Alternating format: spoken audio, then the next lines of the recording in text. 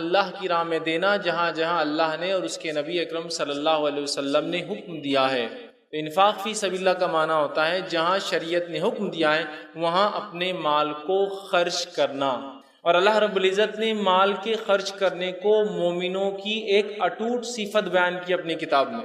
اور اللہ رب العزت کی کتاب کا ابھی دوسرا ہی سورہ شروع ہو رہا ہے، سورۃ البقرہ۔ سورہ فاتحہ کی 7 آیتیں بھی گزری ہے، اور سورۃ البقرہ شروع ہی ہوتا اللہ فرماتا ہے الف لام میم، یہ حرف مقطعات ہے، اس کا معنی اللہ ہی جانتا ہے۔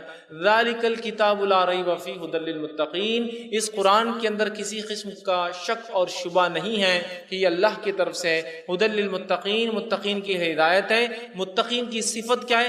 الذین یؤمنون بالغیب، ایمان لاتے ہیں غائب پر، وَيُقِيمُونَ الصَّلَاةَ، اور نماز قائم کرتے ہیں، وَمِمَّا رَزَقْنَاهُمْ يُنْفِقُونَ، اور اللہ نے جو دے رکھا ہے اس میں سے خرچ کرتے ہیں۔ تو گویا قرآن نے ان لوگوں کی صفت جو لوگ ہدایت یافتہ ہے، جو قرآن سے حقیقت میں ہدایت حاصل کرتے ہیں، ان کی جو صفت بیان کی، ایمان کے بعد نماز، اور نماز کے بعد کیا ہے؟ وَمِمَّا رَزَقْنَاهُمْ يُنْفِقُونَ، اللہ نے جو کچھ اپنی نعمتوں میں سے ان کے پاس دے رکھا ہے اس میں سے وہ خرچ کرتے ہیں۔ مال کا لفظ نہیں ہے، رزق کا لفظ۔ جو کچھ اللہ نے عطا کر رکھا ہے اس میں سے کیا کرتے ہیں؟ وہ خرچ کرتے ہیں۔ یہ مومنوں کی اٹوٹ صفت ہے، یہ قرآن پر ایمان لانے والوں کی، متقی لوگوں کی جو قرآن سے ہدایت حاصل کرتے ہیں ان کی صفت ہے۔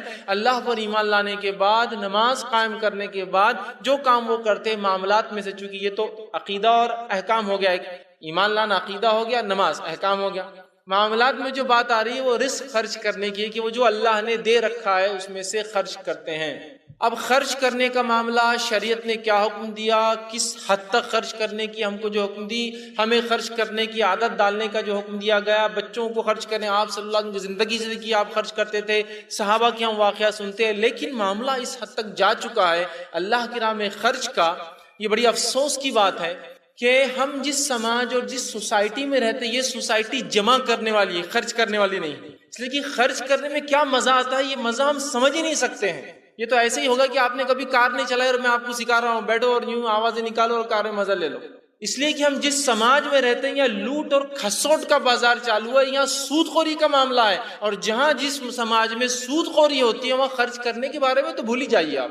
تو یہاں ہماری ہوڑ، ہماری دوڑ جمع کرنے میں ہے، صرف نکالنے میں ہے۔ رب حکم دیتا ہے خرچ کرو، ہماری دوڑ صرف جمع کرنے میں ہے، یاد رکھیے۔ وہ اس لیے کہ ہم ایک ایسی سوسائٹی میں رہتے ہیں، ایک ایسے سماج میں جہاں ہم نے خرچ کرنے کے معاملے کو بھول گئے۔ ارے خرچ کرنا تو دور، میں آج جو بات کروں گا یہ نفلی صدقات کی ہونے والی ہے۔ جو فرض زکوٰۃ ہم پر ہے، جو مال میں سے کم از کم جو اللہ نے دے رکھا ہے اس مال کے اوپر 2.5% آپ کی انکم پہ نہیں، آپ کی سیونگ پر جو نصاب کو ایک سرٹن لیول کو پہنچتی ہے، سونے میں، چاندی میں اور دیگر چیزوں میں، اس کے اوپر اگر پہنچتی ہے، اور جس پر 355 دن 355 ڈیز گزر جاتے ہیں قمری اعتبار سے، چونکہ ہم سورج سے نہیں چاند سے چلتے ہیں، تو 355 دن گزرتے ہیں، اس پہ صرف 2.5% دینا ہے، وہ ہم سے نہیں ہوتی۔ تو انفاق فی سبیل اللہ، اللہ کی راہ میں نفلی خرچ کا معاملہ کیا ہوگا؟ اس 2.5% کو کیسے ہیلے بہانے سے ٹرانسفر کرتے ہیں مجھے بتانے کی ضرورت نہیں، چونکہ زکوٰۃ 355 دن کے بعد ہے نا، 1 سال کے بعد ہے، تو ہوتا یوں ہے کہ تو فرض ہے، فرض عبادت ہے۔ 355 دن سے پہلے جو ہے شوہر اپنی ملکیت و جائیداد کے بارے میں بولتا بیگم یہ تمہاری ہوگی، اگلے سال 355 دن سے پہلے بیگم بولتی شوہر یہ آپ کا ہو گیا۔ 355 ڈیز ہوں گے، 1 سال گزرے گا تو دینا ہے نا زکوٰۃ، ہم سال گزرنے نہیں دیں گے، ٹرانسفر کرتے رہیں گے دوسرے کے نام پر۔ یہ دنیا میں ایسا ہم گھما سکتے حکومتوں کو، اداروں کو، اللہ رب العزت کو ایسے ہیلے نہیں دے سکتے ہم، یاد۔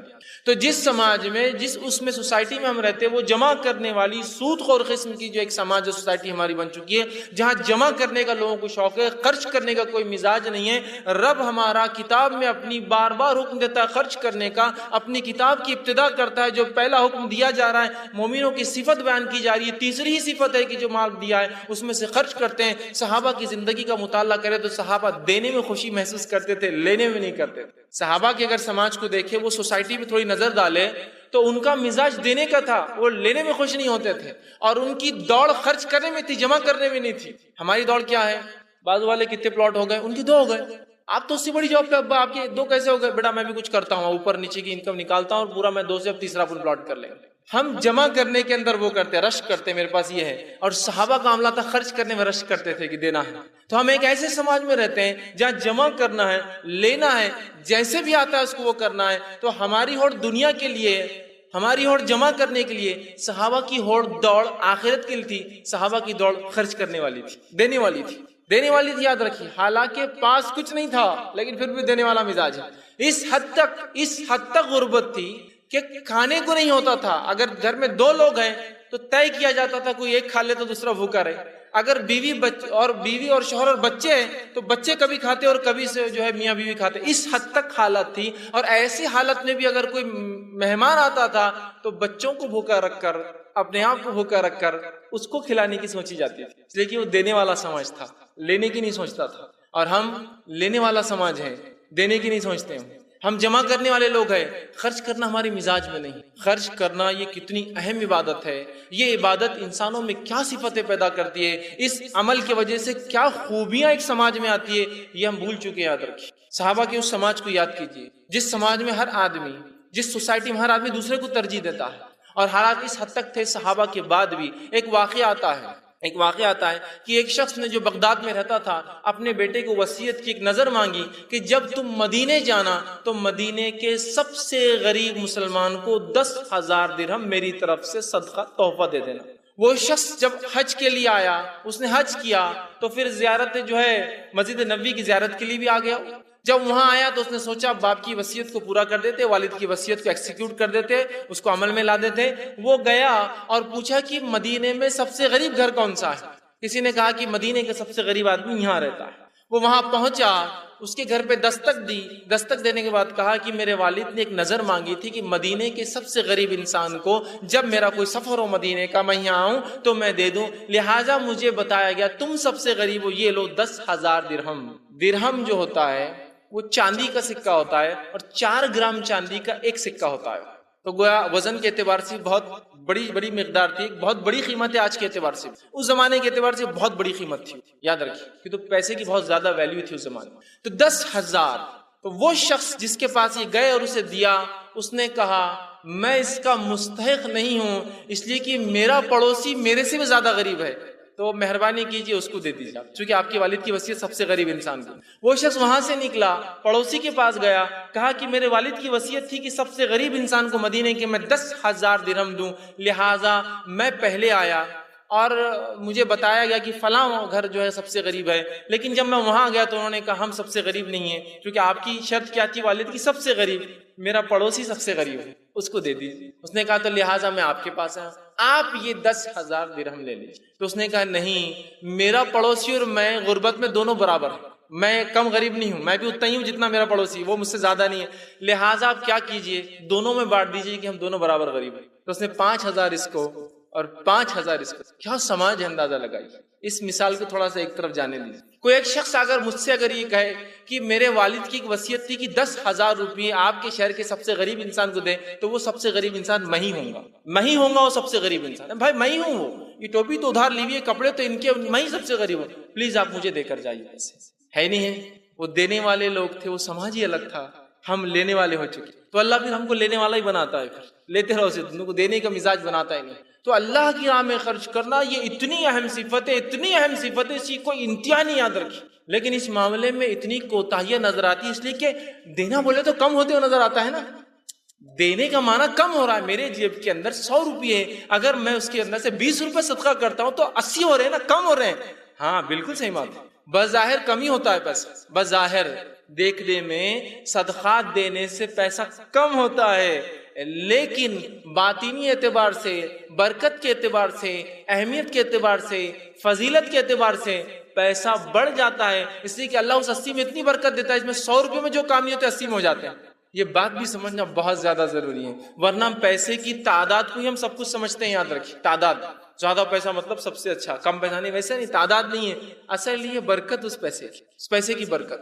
تو یہ بہت اہم چیز ہے، ہم اللہ کی راہ میں خرچ کریں. آج میں چند باتیں اللہ کی راہ میں خرچ کرنے کی اہمیت کے تعلق سے، اس کے فائدوں کے تعلق سے، اس کے فضائل کے بعد انشاءاللہ عزیز کچھ ایسی مثالیں آپ کے سامنے رکھوں گا جو نبی اکرم صلی اللہ علیہ وسلم کی زندگی اور صحابہ کی زندگی سے ملتی ہے. اس کے بعد ہم دیکھیں گے انشاءاللہ عزیز بعض وہ جگہ جہاں خرچ کرنا چاہیے، ان جگہوں کی نشاندہی بھی آپ کو کراؤں گی، یہاں خرچ کرنا چاہیے. اور اس کے بعد انشاءاللہ عزیز جو ہے وہ کام ہم دیکھیں گے جو ہمارے صدقوں کو ضائع کر دیتا ہے، ہمارے خرچ کو ضائع کر دیتا ہے، ہمارے مال کسی کو دینے کو، انفاق فی سبیل اللہ کو برباد کر دیتا ہے، اس کو ختم کرتا ہے۔ وہ عمل بھی انشاءاللہ جس آخری میں رکھوں گا، تاکہ ایسا نہ ہو کہ صدقہ دینے کی تو نیت کر لے لیکن وہ صدقہ ضائع ہو جائے، اس کا فائدہ نہ ہو۔ تو بہرحال یہ کچھ نکات، 6 نکات کم و بیش میں آپ کے سامنے آج رکھنے کی کوشش کروں گا۔ اب مال خرچ کرنے کی کیا فضیلت ہے، اس کے کیا فائدے ہوتے ہیں، آئیے اللہ رب العزت کیا فرماتا ہے۔ اور مال خرچ کرنے کا اللہ نے اتنا ثواب رکھا ہے، اتنا ثواب، اتنا اجر کسی عبادت کا نہیں ہے۔ مال خرچ کرنے کا جو اجر اور ثواب ہے، یہ اجر اور ثواب کسی اور عبادت کا نہیں، یاد رکھ لیجئے۔ آئیے اللہ رب العزت کیا فرماتا ہے۔ اللہ سبحانہ تعالیٰ فرماتا اور کہتا ہے، سورۃ البقرہ سورہ نمبر 2 آیت نمبر 261 میں اللہ فرماتا اور کہتا ہے، آیت اس طرح سے اللہ فرماتا ہے، مثل الذین ينفقون اموالهم فی سبیل اللہ کمثل حبۃ انبتت سبع سنابل فی کل سنبلۃ 100 حبۃ واللہ یضاعف لمن یشاء واللہ واسع علیم۔ اس کا ترجمہ اللہ فرماتا ہے کہ مثل الذین ينفقون، ان لوگوں کی مثال جو اللہ کی راہ میں خرچ کرتے ہیں، دیتے ہیں، وہ ایسی ہے جیسے کسی نے ایک دانہ زمین میں بویا اور اس دانے سے 7 بالیاں نکل آئی، مطلب اس دانے سے جو درخت نکلا، جو جھاڑ نکلا، اس کو کتنے پھل لگے یا کتنے جو ہوتے ہیں بالیاں، دیکھی نہیں آپ نے، گیہوں کی ہوتی ہے، باجرے کی، اناج کی بالیاں ہوتی ہے، بھٹا ہوتا ہے جیسا آپ کا، بالیاں، تو اس سے کتنی بالیاں نکلی؟ 7 بالیاں نکل آئی، اور ہر بالی میں 100 دانے ہیں، اور اللہ جس کا چاہتا اجر اس سے زیادہ کئی گنا بڑھا دیتا ہے۔ اور اللہ نے فرمایا اللہ بہت وسعت والا، کشادگی والا اور علم والا ہے۔ تو اس آیت کے اندر دیکھیے اللہ رب العزت نے جو بات بیان کی وہ یہ ہے کہ اللہ کی راہ میں ایک چیز خرچ کرنے کی مثال ایسی ہے جیسے اس شخص نے ایک دانے کو زمین میں بویا، اس دانے سے جو پھل، جو اناج نکلا، جو جھاڑ نکلا، جو درخت نکلا، اس کو 7 بالیاں لگی، اس ہر بالی میں 100 دانے ہیں، اور اللہ اجروں کو اس کے زیادہ یضاعف، اس کے ملٹیپل ٹائمز بڑھا دیتا ہے۔ اللہ بڑی وسعت والا اور علم رکھنے والا ہے۔ تو یہاں 700 گنا ثواب ملتا ہے، 700 ٹائم ثواب ملتا ہے اللہ کی راہ میں 1 روپیہ، 1 مال خرچ کرنے کا، عام زبان میں بدلے کے اعتبار سے۔ مثال کے طور پر اگر سمجھ لیجئے ایک شخص جو شہر کا مالدار انسان آپ سے کہتا ہے 1 روپیہ میرا فلاں کو پہنچا دو اور دے دو، میں تم کو 700 دے دوں گا، 1 روپیہ میرے سے لو اور فلاں کو دے دو، یا تمہارا 1 روپیہ فلاں کو دے دو اور اس کو دینے کے بعد میرے پاس آنا اور 700 لے جانا مجھ سے اس کے بدلے۔ تو کیا آپ یہ کام کریں گے یا نہیں کریں گے؟ آپ کہیں گے اگر ایک کا 700 ہے تو میں تو کچھ بھی کرنے کو تیار ہوں، یہاں تک ایک کو 7 اور 9% مل رہا تو کچھ بھی کرنے کو تیار ہے، 9.25 مل رہا سینئر سٹیزن کو تو اس کے لیے بھی کچھ بھی کرنے کو تیار ہے۔ سود کی در بول رہا ہوں، انٹرسٹ جو ملتا ہے 9%، 8%، ہائیسٹ سینئر سٹیزن 0.25 زیادہ، تو اس کے لیے مر رہے ہیں، اپنی تاریخوں کو بڑھا رہے عمروں کی، کہ بڈھا بتاؤ مجھے 60 سال سے اوپر، 0.25% جو ہے 54 کے برابر سود زیادہ ملیں گے نا مجھے، اس کے کیلکولیشن کیسے کرتے ہیں؟ تو اللہ فرما رہا ہے 1 روپیہ تم میری راہ میں خرچ کرو گے تو ان ریٹرن تم جو ہے سود نہیں، اس کے بدلے میں اجر یہ پاؤ گے جیسا تم نے 700 روپیے خرچ کی میرے راستے۔ اب کوئی ایک انسان بیوقوفی ہوگا جو اتنا زبردست سودا، اتنی بڑی تجارت کی روپیے کے بدلے 700، ایک ایسا انویسٹمنٹ میں اگر آپ کو بتاؤں جس انویسٹمنٹ کے اندر آپ اگر میرے پاس 1 روپیہ جمع کرتے ہیں تو اس انویسٹمنٹ کے بعد اپروکسیمیٹلی 60 to 70 ایئرس کے بعد میں آپ کو ہر روپیے کے بدلے اگر 700 دوں تو کیا آپ میرے پاس انویسٹ نہیں کریں گے؟ کیا پاگل باتیں کر رہے ہیں آپ؟ 50-60 سال کون رکتا ہے؟ کیوں لوگ لائف انشورنس نہیں کرواتے؟ ریٹائرمنٹ پلان، پینشن پلان 50 سال بھرتا۔ دنیا کا معاملہ بڑا سمجھ میں آتا ہوں، کیلکولیٹو، آخرت کا نہیں، مریں گے دیکھا جائے گا اس کا کیا ہے۔ دنیا سمجھ میں آ رہی نا، 40 سال ابھی نوکری کی باقی ہے، 40 سال کا ریٹائرمنٹ ہے، بھائی کون نے دیکھا کیا ہے، بھرتے رہو 200 روپیے، یہ انشورنس میں جاتے رہیں گے، اس کے بعد میرے کو 50 لاکھ، 1 کروڑ، پتہ نہیں 2 کروڑ، 10 کروڑ، 50 کروڑ اور پتہ نہیں کتنے دے رہے ہوں، یہ ہم کو سب حساب سمجھ میں آتے ہیں۔ تو میں بھی وہ کر رہا ہوں، انویسٹمنٹ کی بات کر رہا ہوں، 1 روپیہ انویسٹ کیجئے، 50 سے 60 سال بعد اللہ نے عمر اور زیادہ دی تو 80 سال بعد جب مر جائیں گے تو مرنے کے بعد ان ریٹرن 700% جو اس سے زیادہ آپ کو ملنے والا ہے، یہ کیلکولیشن ہمیں سمجھ میں نہیں آتا ہے۔ لیکن اتنی فضیلت، اتنا اجر کسی عمل کا نہیں ہے جتنا اجر جو ہے اللہ کی راہ میں خرچ کرنے کا۔ اور اللہ کی راہ میں خرچ کرنے کا کیا معاملہ ہے؟ چونکہ یہ مزاج نہیں ہے نا، مزاج نہیں ہے۔ اگر سمجھو ہم کو چندہ دینا ہے کسی کو دینی کام کے لیے، تو جیب میں آدمی ہاتھ ڈالتا، چونکہ باہر نکال کے نہیں دیتا، جیب میں ڈالتا ہے، سامنے والے دکھنا نہیں کیا ہے، اور ٹٹولتا اس کو، اور پورا اندازہ کرتا، پہلے میں نے ایک لال رکھا تھا 1000 کی، پھر 2 ہری تھی، اس کے بعد 500 کی، اس کے بعد 300 کی تھی، اس کے بعد 50 اور 20 کی سیریز چالو ہوں گی، اور اس میں سے پھر ایک نکالتا، چونکہ اندازہ رہتا کہ یہاں 20 اور 10 چالو ہو رہے ہیں یہاں سے. پھر اس نے جیسے ہی نکالا، ارے 20 کی آگے واپس، اس لیے کہ اس کی نیت تھی 10 دینے کی، 20 آ گیا نا، غلط آ گیا. تو پھر اس میں سے نکالتا ہے وہ 10 کی نوٹ، اور اس میں بھی اگر پھٹی بھی ہو تو زیادہ اچھا ہے، چل نہیں رہی بہت دنوں سے، وہ ڈال دینا ڈراپ باکس میں اللہ کے نام. اور کچھ لوگ ہوتے ہیں جیب کو لاتے، آواز آئی تو مطلب صدقہ کرنا ہے، نہیں ہے تو نہیں کرنا ہے. مطلب چلر اگر ہو، چھٹے ہو تو صدقہ کرنا ہے، چھٹے نہ ہو تو صدقہ نہیں کرنا ہے، اس لیے کہ بندے کو صدقہ نہیں کرنا، چونکہ ہمیں اس کا بدلہ ہی نہیں پتا ہے، تو کیوں میں صدقہ کروں گا؟ مجھے پتہ ہی نہیں کیا ملنے والا ہے. جس اسکیم کا مجھے پتا ہو کہ ان ریٹرن کیا ملنے والا ہے، اس کے لیے تو مر کھپ جائیں گے، اپنی زندگیاں لگا دیں گے. اب یہاں کہاں سمجھ میں آ رہا، قرآن نے بولا مریں گے، دیکھا جائے گا، جنت جاؤ گے، تو بات کی بات ہے نا. ابھی تو ہم کو ریئل ٹائم سامنے کیا ہو رہا ہے وہ دیکھنا ہے. میرے بھائیوں، موت ایسی آ کے اچک لے جاتی ہے انسان کو، کسی کو سمجھ میں نہیں آتا کیا ہو رہا. اس سے پہلے یہ انویسٹمنٹ سب کو کرنا ہے، مجھے اور آپ. اب ایک اور غلط فہمی، اب میں تو غریب ہوں، یہ درس تو میرے لیے ہے ہی نہیں، پھر اس لیے خرچ کرنے کے بعد نہیں، یہ غلط فہمی مت رہیے آپ کہ مالدار لوگوں کو صرف خرچ کرنا ہے. خرچ کرنے کا معاملہ ہے، اللہ نے جو دے رکھا ہے وہ مما رزقناہم ينفقون، جو کچھ دے رکھا ہے اس میں سے خرچ کرتے ہیں. یہ نہیں کہا کہ 1 لاکھ کے بعد خرچ کرتے، 1 کروڑ کے بعد خرچ کرتے، 10. جو کچھ دے رکھا ہے، تو میرے جیب میں اگر 10 روپے ہے تو میرا ایک غریب ہے، اس کا تو کچھ بھی نہیں ہے، 2 روپے دے سکتا ہوں میں اس کو، اور دینا بھی چاہیے. صحابہ کا یہی تو تھا، خود کھانے کو نہیں ہے مہمان کو کھلا رہے ہیں، خود کھانے کو نہیں ہے پڑوسی کو دے رہے ہیں، خود کے پاس کوئی لا کے 10,000 درہم دے رہا ہے، کہہ رہا نہیں بازو والا غریب ہے اس کو دے دو، اس لیے کہ وہ جانتے تھے کہ آخرت میں بدلے ملنے والا. دو دینے والا سمجھتا، لینے کا مزاج ہے ہی نہیں، لینے کا مزاج ہی نہیں ہے، اور آج لینے کا یہ حال ہو چکا ہے. ایک واقعہ سناتا ہوں. ایک مرتبہ ایک مقام پر میں گیا اور وہاں مجھے 10 کی نوٹ پڑی ہوئی، تو میرے ساتھ جو ایک شخص تھے انہوں نے کہا کہ اس کو اٹھا لوں کیا؟ میں نے کہا نہیں، گری ہوئی چیز ہے، اٹھائیں گے تو پھر اعلان کرنا پڑتا ہے، اس کو پہنچانا پڑتا، لہٰذا اب یہ 10 روپے کے لیے کون کر سکتا ہے؟ اور جبکہ دعوے داروں کا کیا حال ہوگا، تو کہا نہیں، صدقہ تب کریں گے جب اس کو پوچھا جائے گا کس کی ہے. تو ہم جس جگہ کھڑے تھے وہاں اور بھی لوگ تھے، لیکن اس کے بغیر نہیں ہوگا. تو کہا نہیں اپن اٹھا لیں گے، اپن کچھ کریں گے، پوچھیں کسی سے. میں نے کہا ٹھیک پوچھو. انہوں نے 10 کا نوٹ اٹھایا اور اٹھا کر کہا یہ کس کا ہے؟ اللہ رحم کرے پوری دکان کے سب لوگوں نے بولے ہمارا. جتنے تھے دکاندار سے لے کر اس کے ورکر سے لے کے کھڑے ہوئے لوگ، ہاں میرے. ایک لیڈی تھی، ہاں میری سے بولے، ہاں بچہ اور میرے تھے انکل. یہ میں نے کہا آپ ٹکڑے کرو اس کے، یا چھٹے لے کر آؤ اور سب کو دے دو. بولنا اگر اتنے پیسے یہاں گرے 10 سب کے تو 200-300 روپے گرے، لیکن ملے تو صرف 10. میں نے کہا میں اسی لیے کہہ رہا تھا مت اٹھاؤ، اس لیے کہ ہماری بد اخلاقیاں نظر آئیں گی، سماج کی بد اخلاقیاں نظر آئیں گی، قومی بد اخلاقی نظر آئیں گی، مت کرو. ایک عالم دین نے جمعۃ الوداع، رمضان میں جو کہا جاتا ہے جمعۃ الوداع، ایسی کوئی اصطلاح نہیں ہے لیکن لوگ کہتے ہیں آخری جمعہ جو ہوتا ہے رمضان، جمعۃ الوداع میں ایک اعلان کیا کہ میں نماز کے لیے جب مسجد میں آیا تو مجھے ایک 500 کا نوٹ ملا. کتنے کا ملا؟ 500 کا. انہوں نے وہ صحیح کیا غلط کیا وہ ایک الگ چیز ہے، میں اس کو تائید نہیں کر رہا ہوں، میں صرف واقعہ سنا رہا ہوں. مجھے ایک 500 کا نوٹ ملا. کس کا ہے؟ اگر ہاتھ اٹھا دے تو میں دے دوں گا. اللہ رحم کرے 2 سے 3 ہزار لوگوں نے ہاتھ اٹھایا. 10-12 ہزار کی مسجد، 2 سے 3 ہزار لوگوں نے. انہوں نے کہا اللہ کا خوف کھائیے میرے بھائیوں، اتنے لوگوں کے پیسے کیسے گر سکتے ہیں؟ اگر 2000 کو 500 سے ضرب کرے، اگر اتنی نوٹیں یہاں گری تو لاکھوں روپیہ گرا، اس کا مطلب اس مسجد میں.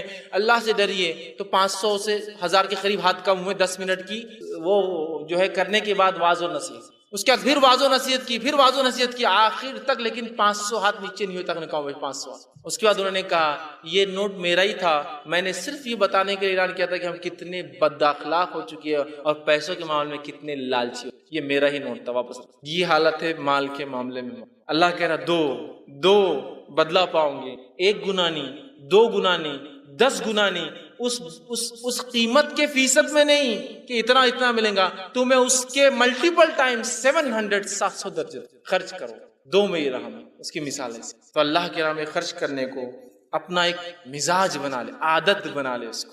جیسا مسجد میں پیسہ نکالنے کو، مدرسے کے لیے پیسہ دینے کو، دینی درسگاہوں میں پیسہ دینے کو، دینی شخصیات کو پیسہ دینے کو سب سے چھوٹی نوٹ تلاش کرتے نا، انہی لوگوں کا حال یہ ہے کہ جب دوستوں کے ساتھ ہوٹل میں جائیں گے تو وہاں فکر لگی رہتی ہے کہ صرف 2000 روپے لایا. دوستوں میں ہے تو کچھ تو اپنی اسٹیٹس اور ویلیو ہے نا، 2000 سے کیا ہونے والا ہے، سمجھ رہا؟ تو اللہ کی راہ میں اگر 1000 روپے کبھی کوئی دے دے تو اللہ رحم کرے، کوئی اگر کوفت اور ملامت بھی کرتا آدمی، کیوں دے دیا کہ وہ جوش میں آ گیا تھا، جب اب آئندہ بہت سنبھل کے دوں گا، کبھی بھی 1000 کی نوٹ مسجد میں نہیں لے جاؤں گا، مولوی صاحب نے جب بھی خرچ کی بات کرے سنوں گا بھی نہیں اس بات کو، اور اگر جوش میں آئے تو پڑوسی کو بولوں گا میرے والیٹ پہ پوری نظر رکھنا، اور 1000 کی نوٹ کبھی نہیں نکالنے لگا. یہ کریں گے ہم اس معاملے میں. لیکن جہاں معاملہ ہو گیا ہوٹل میں جانے کا، گھومنے کا، خریدو، کو بولے ارے اتنے پیسے خرید، آنکھ کو تو لگ رہا ہے نا، دوست پہ تو خرچ کر رہا ہوں نا، نام ہوں گا اس سے، خوش ہوں گے میرے بھائی۔ دیکھیے آپ فرق اللہ کے راہ میں خرچ کرنے کا اور دنیا کے لیے خرچ کرنا، چونکہ دنیا کا ہم کو جب ہی ریٹرن نظر آتا ہے نا، لیکن آخرت کا ریٹرن کہاں نظر آتا ہے 700 ٹائمز۔ جتنا اجر اللہ نے خرچ کرنے پہ رکھا اتنا کسی چیز پہ نہیں، یاد رکھیے۔ اور اللہ رب العزت نے بخیلی کو، خرچ نہ کرنے کو بہت برا کہا، یاد رکھیے۔ اللہ کے راہ میں صدقہ نہ کرنے، ہوڑ کرنے، جمع کرنے کے بارے میں سخت وعید کی ہے۔ میرا مقصد وہ وعیدوں کو بتانا نہیں، یاد رکھیے، صرف اگر زکوٰۃ کے تعلق جو کہ فرض ہے دینا، اس پر اللہ نے یہ وعید کی کہ جو لوگ زکوٰۃ نہیں دیں گے، روز قیامت ان کے چہروں کو اور ان کے پیٹھ کو، پیشانی کو، چہرے پہ اور پیٹھ پٹھوں جو پیٹھ کے حصے کو، اس سونے اور چاندی کو پگھلایا جائے گا جس کو وہ جمع کرتے تھے، اور ان کو اس پیٹھ پر اور اس کے پیشانی پر پگھلا کے روز قیامت ڈالا جائے۔ وہ مال جس کی زکوٰۃ ادا نہیں کی جاتی ہے، صحیح مسلم کی روایت آپ سے فرماتے ہیں کہ وہ مال روز قیامت ایک گنجا سانپ بن کر آئیں گا۔ گنجا سانپ، گنجا سانپ، اس محدثین اس کی اصطلاح کرتے ہیں حدیث کی، گنجا اس لیے ہو جائے گا، سانپ کے سر پہ بال ہوتے، یاد رکھیے تھوڑے، لیکن جب اس کا زہر بہت بڑھ جاتا ہے تو اس کے وہ بال بھی جھڑ جاتے ہیں، اس کی اسکن اور رف ہو جاتی ہے، تو اتنا زہریلا ہوگا کہ اس کے بال چلے جائیں گے، گنجا ہوں گا وہ سانپ اس کے گلے میں توق رنگ کے سے ڈالا جائے گا، اور وہ اس کے ہونٹ پر ڈسیں گا، بہت نازک جگہ ہوتی ہے، ایک دھکا لگے تو پھوٹ جاتا ہے، ہونٹ پر ڈسیں گا اور کہیں گے انا کنزک انا مالک، میں تیرا خزانہ تھا۔ کنز اس مال کو بولتے ہیں اس کی زکوٰۃ نہیں دی جاتی، انا کنزک انا مالک، میں تیرا خزانہ تھا جس کی تو زکوٰۃ نہیں تھا، میں تیرا مال تھا جس کی تو زکوٰۃ ادا نہیں۔ تو یہ تو فرض کے لیے، نفلی صدقات کی بار بار تاکید، اور اتنی عذابات اور اتنی وعیدیں آپ سے ہم نے کی اس تعلق سے کہ ہم خرچ کرنے کا ایک مزاج بنا لیں۔ اللہ رب العزت خرچ کرنے کے بارے میں قرآن میں فرماتا ہے، سورہ مزمل سورہ نمبر 73 آیت نمبر 20 میں فرماتا ہے، کہتا ہے وَمَا تُقَدِّمُوا لِأَنفُسِكُم مِّن خَيْرٍ تَجِدُوا عِندَ اللَّهِ وَهُوَ خَيْرٌ وَأَعْظَمُ أَجْرًا، کہ جو کچھ تم اپنی زندگی میں آگے بھیج دو گے وہی خیر ہے، اور اللہ اس کو بہت بڑا دے گا آخرت میں۔ اعظم اجرا، اللہ اس چیز کو جو تم آگے بھیجو گے، خرچ کرو گے، روز قیامت بہت بڑا کر دے گا۔ کتنا بڑا وہ اللہ ہی جانتا، اعظم اجرا۔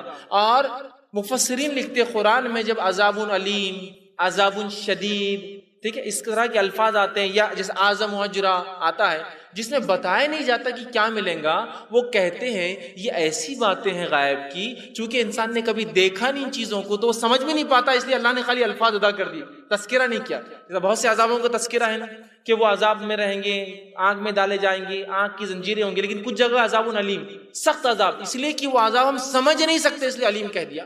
تو یہاں کا اعظم اجرا کتنا وہ اللہ ہی جانتا، بس بڑھا دیں گا، ہم نہیں کیلکولیٹ بھی نہیں کر سکتے، چھوڑ دو تم سمجھ جاؤ بہت بڑا اجر۔ اسی طرح اللہ رب العزت جو ہے قرآن فرماتا، سورہ آل عمران سورہ نمبر 3 آیت نمبر 92 میں فرماتا ہے اور کہتا ہے، اور اس آیت کو ہم اگر غور سے سنیں اور سمجھیں تو ایک عظیم پیغام اس آیت میں ہے کہ ہم نیکی کو ہرگز نہیں پہنچ سکتے جب تک ہم اللہ کے راہ میں خرچ نہیں کریں۔ یہ آیت نے ہماری نیکیوں کی قبولیت کو خرچ کرنے پہ لا کے روک دیا۔ اللہ فرماتا لن تنالوا البر حتی تنفقوا مما تحبون، کہ تم جب تک نیکی کو نہیں پہنچ سکتے، بر کو نہیں حاصل کر سکتے، نیکی کو حاصل نہیں کر سکتے جب تک کہ وہ خرچ نہ کر دو مما تحبون، جو تم سب سے زیادہ محبوب اور پسندیدہ چیز ہے، جب تک وہ اللہ کے راہ میں خرچ نہ کر دو تم نیکی کو نہیں پہنچ سکتے۔ اور لن کا صیغہ، لن کا لفظ عربی میں آتا ہے کسی چیز سے پہلے، اس کا معنی ہوتا ہے ہرگز ہرگز نہیں، ہرگز ہرگز نہیں، سمجھ رہا؟ تو کہا تم نیکی کو نہیں پہنچ سکتے جب تک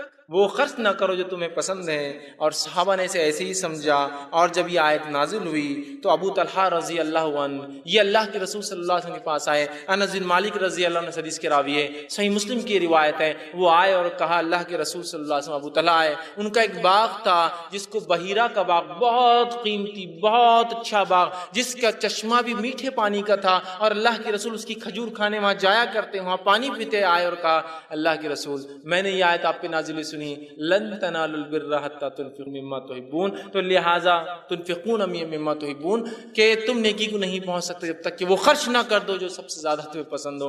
میرے لیے سب سے محبوب باغ یہ کھجور کا باغ بحیرہ کا، تو آپ گواہ رہنا، میں اس کو انویسٹ کرنا چاہتا ہوں، آخرت کے بدلے دے دینا چاہتا ہوں، میں اللہ کی راہ میں اس کو صدقہ کرتا ہوں اور آپ کو یہ باغ دے دیتا ہوں۔ نبی اکرم صلی اللہ علیہ وسلم نے جب یہ بات سنی تو بہت خوشی اور کہا بہت خوب بہت خوب، یہ بڑا نفع بخش مال ہے، یہ بڑا نفع بخش مال، بہت بدلہ دینے والا ہے تجھے، بہت بدلہ دینے والا ہے۔ اور پھر کہا میں ایسا سوچتا ہوں یہ مال تم اپنے رشتہ داروں میں کیوں نہ خرچ کر دو؟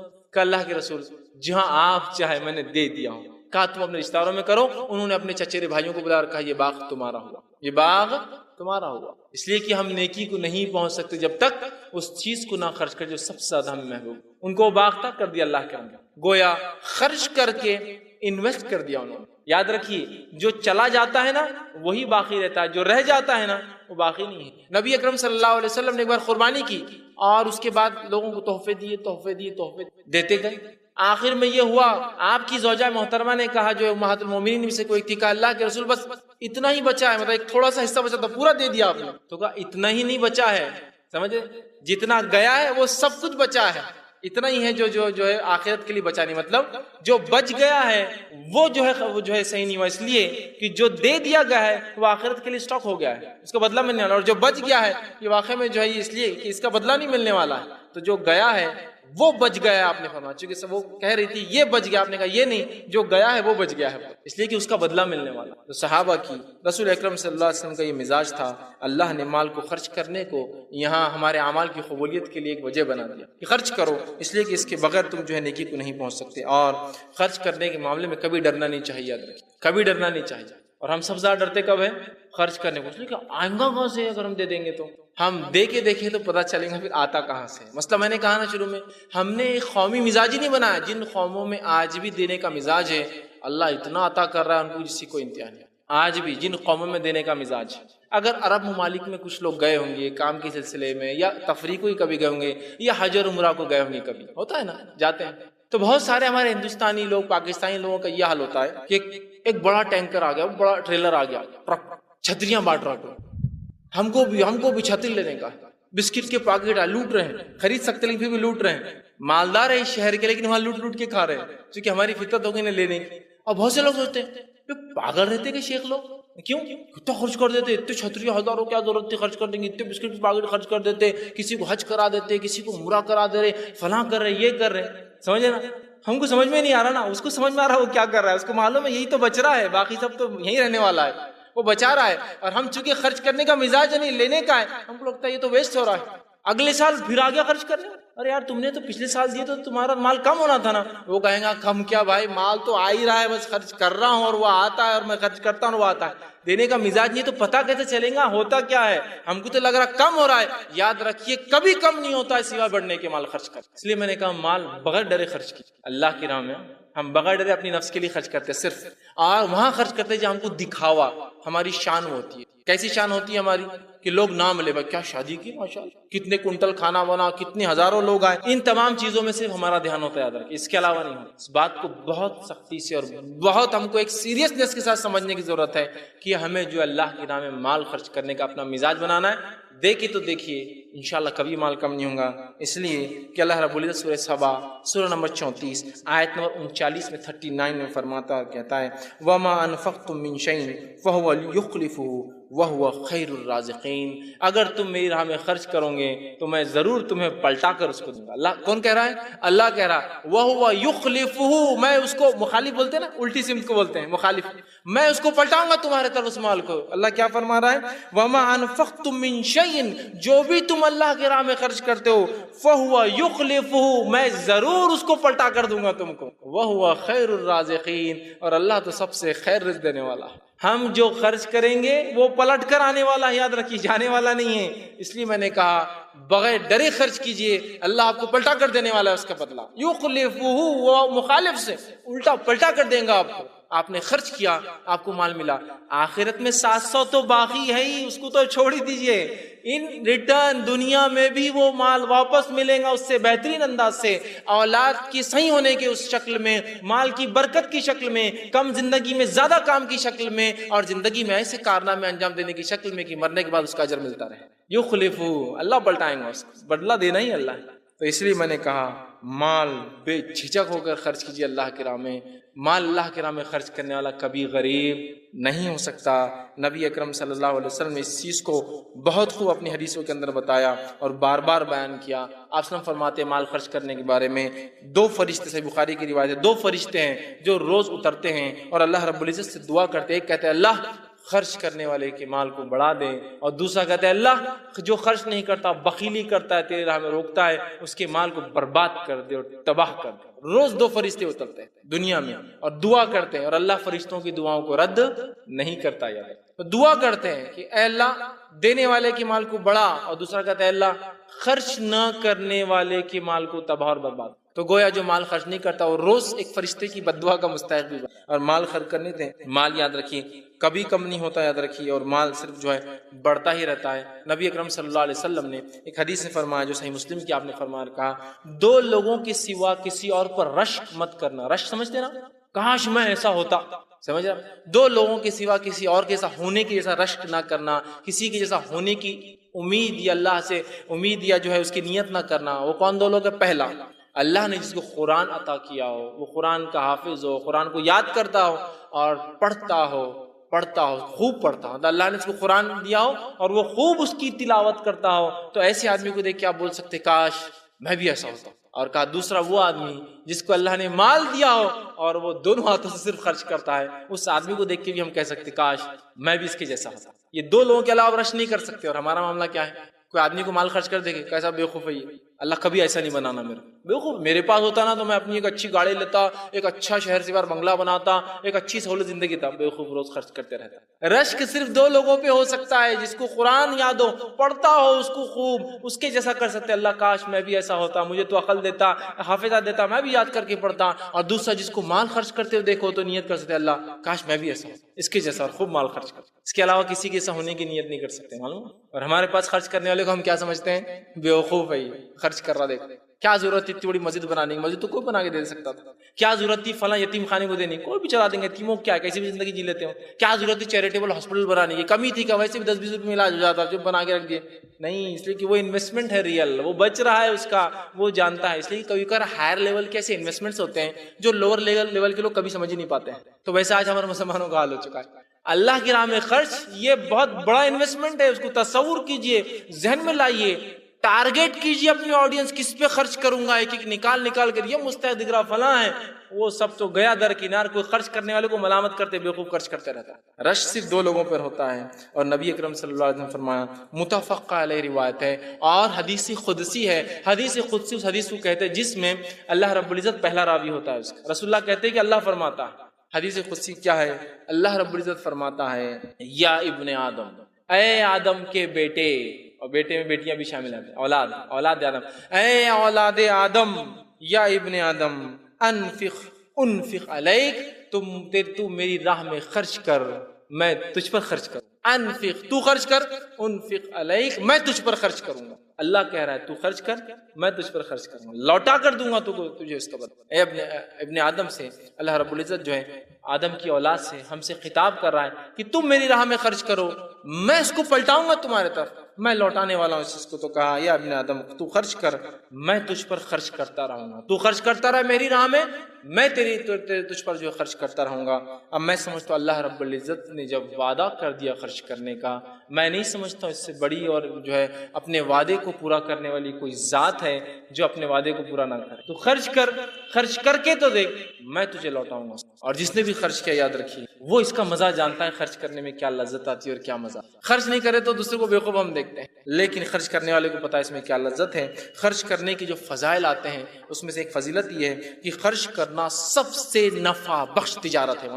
بیسٹ بزنس اگر دنیا میں کسی نے کیا تو وہ آنے والی ہر آفٹر کی لائف کے لیے یہاں انویسٹمنٹ کیا، یہ سب سے نفع بخش تجارت ہے۔ کون سی؟ اللہ کی راہ میں خرچ کرنا۔ اب ہوتا ہے نا آپ کسی سے ملنے گئے اور وہ کچھ تو بھی نیٹ پر کچھ کر رہا ہے، اوہ کیا کر رہے ہو تم؟ میں شیئر مارکیٹ میں انویسٹمنٹ، اوہ کیا فائدے ہوتے ہیں اس کی، بولا یہ فائدے ہوتے، وہ فائدے ہوتے، ایسے فائدے ہوتے، دن میں جو ہے میں لاکھ پتی، رات تک کروڑ پتی بن جاتا ہوں، ایسا ہوتا ہے، فلاں ہوتا ہے۔ بولتے کیا بھاری آدمی ہے یار، یہ کیا خاموشی سے انویسٹمنٹ کر دیا اس نے، بتایا تھا کہ نہیں اگلی بار اپن بھی ایسی کریں۔ انویسٹمنٹ ڈھونڈ رہے، آپ بھی خاموشی سے کچھ تو بھی کر رہے انویسٹ، ڈوب گئے تو بولتے بھی نہیں آپ کسی کو خاموشی میں، وہ ایک الگ بات ہے، لیکن آپ بھی انویسٹ کر رہے خاموشی سے، اس لیے کہ میرا بھائی کر رہا ہے، ایک ہائر لیول پہ اس کے انویسٹمنٹ جا رہے ہیں، فلاں ہو رہے ہیں، سمجھ میں آتا ہے اس ہے نا۔ اب اللہ کی راہ میں خرچ کریں گے، نہ کچھ دکھ رہا ہے، نہ کوئی معاملہ ہو رہا ہے طے، نہ کوئی، سمجھ رہے نا آپ، یہ باتیں ہم کو کیوں سمجھ میں نہیں آ رہی؟ ہم جب لوگوں کو دیکھتے ہیں وہ تجارتیں کر رہے ہیں اور اس میں فائدہ ہو رہا ہے تو ہم دوڑ پڑتے ہیں دنیا میں، یہ تجارت کیوں نہیں سمجھ رہے؟ سب سے نفع بخش ہے، سب سے زیادہ نفع بخش تجارت کس کو کہتے ہیں معلوم؟ وہ تجارت، وہ بزنس جس کا ریٹرنز سب سے زیادہ ہو، تو یہ سب سے نفع بخش تجارت ہے، دو اور سب سے زیادہ پاؤ، یہ سب سے بخش تجارت ہے۔ اور اللہ رب العزت نے اس کے تعلق سے اپنی کتاب کے اندر فرمایا اور کہا، سورہ فاتر سورہ نمبر 35 آیت نمبر جو 29 اور 30 میں اللہ نے فرمایا، سنیے آیت کس طرح سے اللہ فرماتا ہے، ان الذین یتلون کتاب اللہ واقاموا الصلاۃ وانفقوا مما رزقهم، کہ وہ لوگ، اللہ فرماتا ہے، جو اللہ کی کتاب کی تلاوت کرتے ہیں، نماز قائم کرتے ہیں، اور جو اللہ نے دیا اس میں سے خرچ کرتے ہیں، مما رزقناہم، جو ہم نے رزق دیا اس میں سے خرچ کرتے ہیں۔ آگے فرمایا سرا وعلانیہ، خاموشی میں کرتے ہیں اور کبھی ظاہر کر کے کرتے ہیں۔ ہوتا ہے کبھی کبھار صدقے چھپ کر ہو نہیں سکتے، افضل صدقہ چھپ کر ہوتا ہے، لیکن کچھ صدقات آپ چھپ کر ہی نہیں سکتے۔ ایک مسکین راستے پہ کھڑا ہے، آپ چھپ کر نہیں دے سکتے نا، دکھ جاتا ہے، تو کچھ تو علانیہ ہو جاتے ہیں، لیکن کچھ صرف چھپ کے ہوتے ہیں۔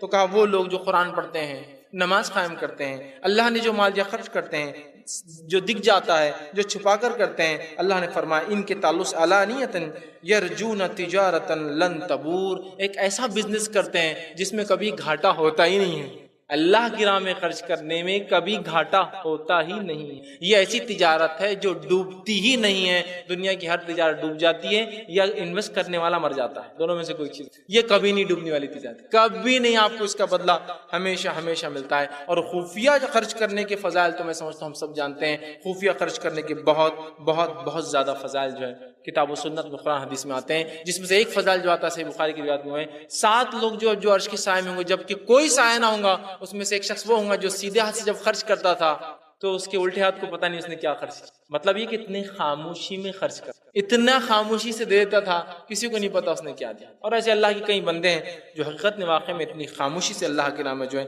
خرچ کرتے۔ اللہ رب العزت جو ہے خرچ کرنے کو تجارت بتاتا ہے، اور وہ تجارت کے تعلق سے اللہ رب العزت نے بہت ساری باتیں فرمائی۔ خرچ کرنے کا ایک فائدہ جو آتا ہے وہ یہ کہ جو انسان اللہ کی راہ میں خرچ کرتا ہے اس کے اللہ گناہ بھی معاف کرتا ہے۔ اور اللہ رب العزت نے خرچ پہ دیکھی کیسا ابھارا، قرآن کی آیت اس طرح سے سورہ تغابن سورہ نمبر 64 آیت نمبر 17 میں اللہ نے فرمایا اور کہا، ان تقرضوا اللہ قرضا حسنا یضاعفہ لکم ویغفر لکم واللہ شکور حلیم۔ اللہ فرماتا ہے اور کہتا ہے، ان تقرضوا اللہ قرضا حسنا، کون ہے جو اللہ کو قرض حسنا دے؟ حالانکہ تمام چیزوں کا مالک جو کچھ دنیا میں کائنات میں اللہ خود ہے، لیکن اللہ رب العزت پھر کہہ رہا ہے کون ہے جو تم میں سے مجھے قرض حسنا دیں گے؟ حالانکہ یہ مال اللہ کا دیا ہوا ہے، لیکن اللہ ہم سے کہہ رہا ہے مجھے قرض دو۔ تم مالک کو دنیا میں اپنے آپ کو سمجھتے ہو، ٹھیک، مجھے قرض دو اس کے بدلے میں، اور اس قرض کو میں کیا کروں گا؟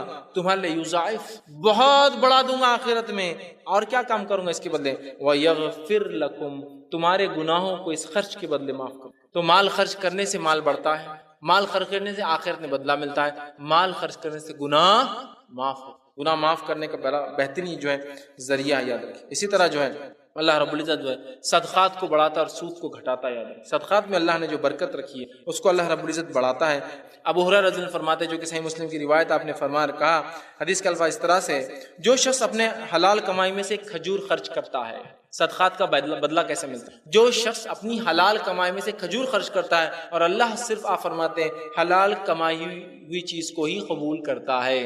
ہمارے پاس بہت سے لوگ ہوتے ہیں حرام کماتے اور صدقہ کرتے ہیں، رشوت لے رہے صدقہ کر رہے ہیں، سود لے رہے صدقہ کر رہے ہیں، حرام کمائی کر رہے صدقہ کر رہے، کوئی اجر نہیں۔ جو آدمی ایک کھجور صدقہ کرتا ہے حلال سے، اور اللہ صرف حلال کو ہی قبول کرتا ہے، تو اللہ اس صدقے کو لے کر اپنے سیدھے ہاتھ میں رکھ لیتا ہے، اس کھجور کو لے کر، اور اس کھجور کو ایسے پالتا ہے، ایسے سنبھالتا ہے، ایسے رکھتا ہے اٹھا کر، جیسے تم میں سے کوئی اپنے بچڑے کو پالتا ہے۔ بچڑے کو کیسے پالتا ہے یہ آپ کو اب شہروں میں تو نہیں سمجھ میں آئے گا، گاؤں میں جو لوگ رہتے ہیں، کھیتی باڑی جن کے، ان سے پوچھیے، بچڑے کی میل جو ہوتا ہے کسی، چاہے بکرا ہو، چاہے ہیلا ہو، بھینس کا جو ہوتا ہے نا، یا بیل ہو، اس کو کیسے پالتے ہیں؟ اس لیے کہ یہ جوتیں گا، بہت سارے کام ہوتے ہیں نا، سمجھ رہے آپ؟ تو تم میں سے کوئی جیسے بچڑے کو پالتا ہے نا، بل کو مطلب میل کو جیسا پالتا ہے نا جانوروں میں سے، چاہے بکرا ہو، چاہے بیل ہو، چاہے اونٹ کا ہو، پالتا ہے، ویسے اللہ اس کو پالتا ہے، اس کو بڑا کرتا ہے، اور فرماتا ہے اس کو اتنا بڑا کرتا ہے سنبھال کے کہ روز قیامت وہ ایک کھجور ایک بڑے پہاڑ سے بھی زیادہ بڑا ہو جاتا ہے۔ کیسا انویسٹمنٹ ہے؟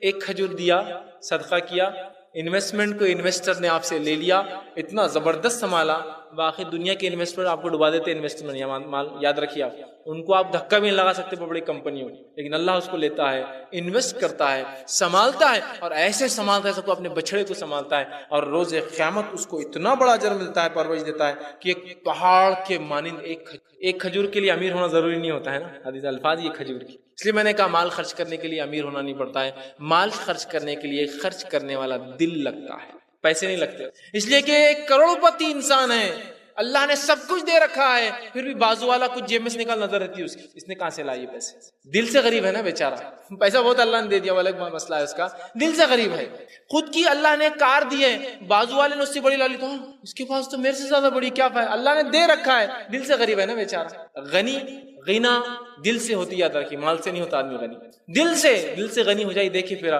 ہر غریب آدمی مالدار سے زیادہ خرچ کرتا ہے، مالدار سے زیادہ خرچ کرتا ہے، یاد رکھیے غریب آدمی، اس لیے کہ اگر ایک انسان نے دن میں 100 روپے کمائے، اپنے ایک مسکین بھائی کو راستے بیٹھا دیکھا، کہا کہ یار 20 روپے کا مستحق ہے، دینا ہی پڑے گا اس کو کھانے کے لیے، نکال کے دے دیے، اپنی انکم کا 20% اس نے صدقہ کیا، اللہ فیصد کے اعتبار سے دیتا ہے، کوانٹٹی کے اعتبار سے نہیں، کوالٹی کے اعتبار سے، اور ایک مالدار نے اگر 1 لاکھ روپے روز کمایا تو 20,000 روپے خرچ کر سکتا ہے، ایسی امید نہیں ممکن نہیں ہوتا، سمجھ رہے ہیں بات کو؟ ایک غریب اپنی غربت میں ایک مالدار سے آگے بڑھ سکتا ہے، اس لیے کہ اللہ فیصد کے اعتبار سے اجر دے، ٹھیک ہے؟ تو بہرحال خرچ کرنے والا ایک جو ہم مزاج بنائیں تو اللہ جو ہے اس صدقے کو پالتا ہے، اس صدقے کو جو ہے بڑا کرتا ہے۔ اسی طرح جو ہے نبی اکرم صلی اللہ علیہ وسلم فرماتے اور کہتے ہیں، صحیح مسلم کی روایت ہے، حدیث کے الفاظ دیکھیے یہ ہے، اللہ کے رسول فرماتے ہیں صدقہ مال میں کمی نہیں کرتا، جب ہم اللہ کے لیے خرچ کرتے ہیں اس سے مال کم نہیں ہوتا ہے۔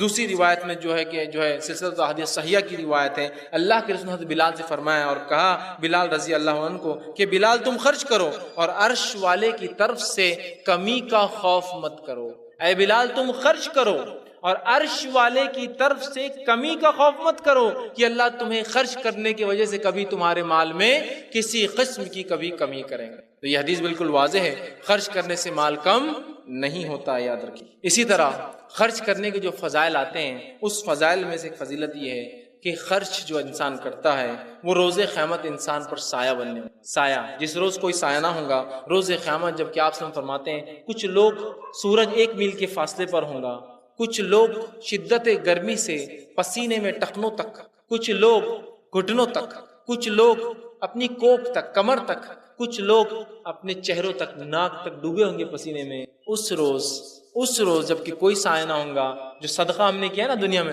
وہ صدقہ سایہ بن کے آ جائیں گا۔ حدیث کے الفاظ اس طرح سے آپ سے فرماتے ہیں، صحیح جو ہے یہ جو ہے سلسلۃ احادیث صحیحہ کی روایت ہے، جو ہے اس میں آپ فرماتے اور کہتے ہیں ہر شخص اپنے صدقے کے سائے تلے ہوں گا یہاں تک کہ فیصلے نہ ہو جائے، ہر شخص روز قیامت اپنے صدقوں کے سائے تلے ہوں گا، جب تک کہ اللہ لوگوں کے فیصلے نہیں کر دیتا تب تک لوگ اپنے صدقات کے سائے میں رہیں گے۔ میں سمجھتا ہوں اس سے بڑی کوئی چیز نہیں ہو سکتی کہ اس روز کسی کو سایہ مل جائے صرف ایک صدقے کی وجہ سے، دنیا میں خرچ کرنے کی وجہ سے، جس سے نہ مال میں کمی ہوتی ہے بلکہ بڑھوتری ہوتی ہے۔ اسی طرح جب انسان صدقہ کرتا ہے اللہ اس کی تجارت کو، اس کے رزق کو بڑھا دیتا ہے، معلوم آپ؟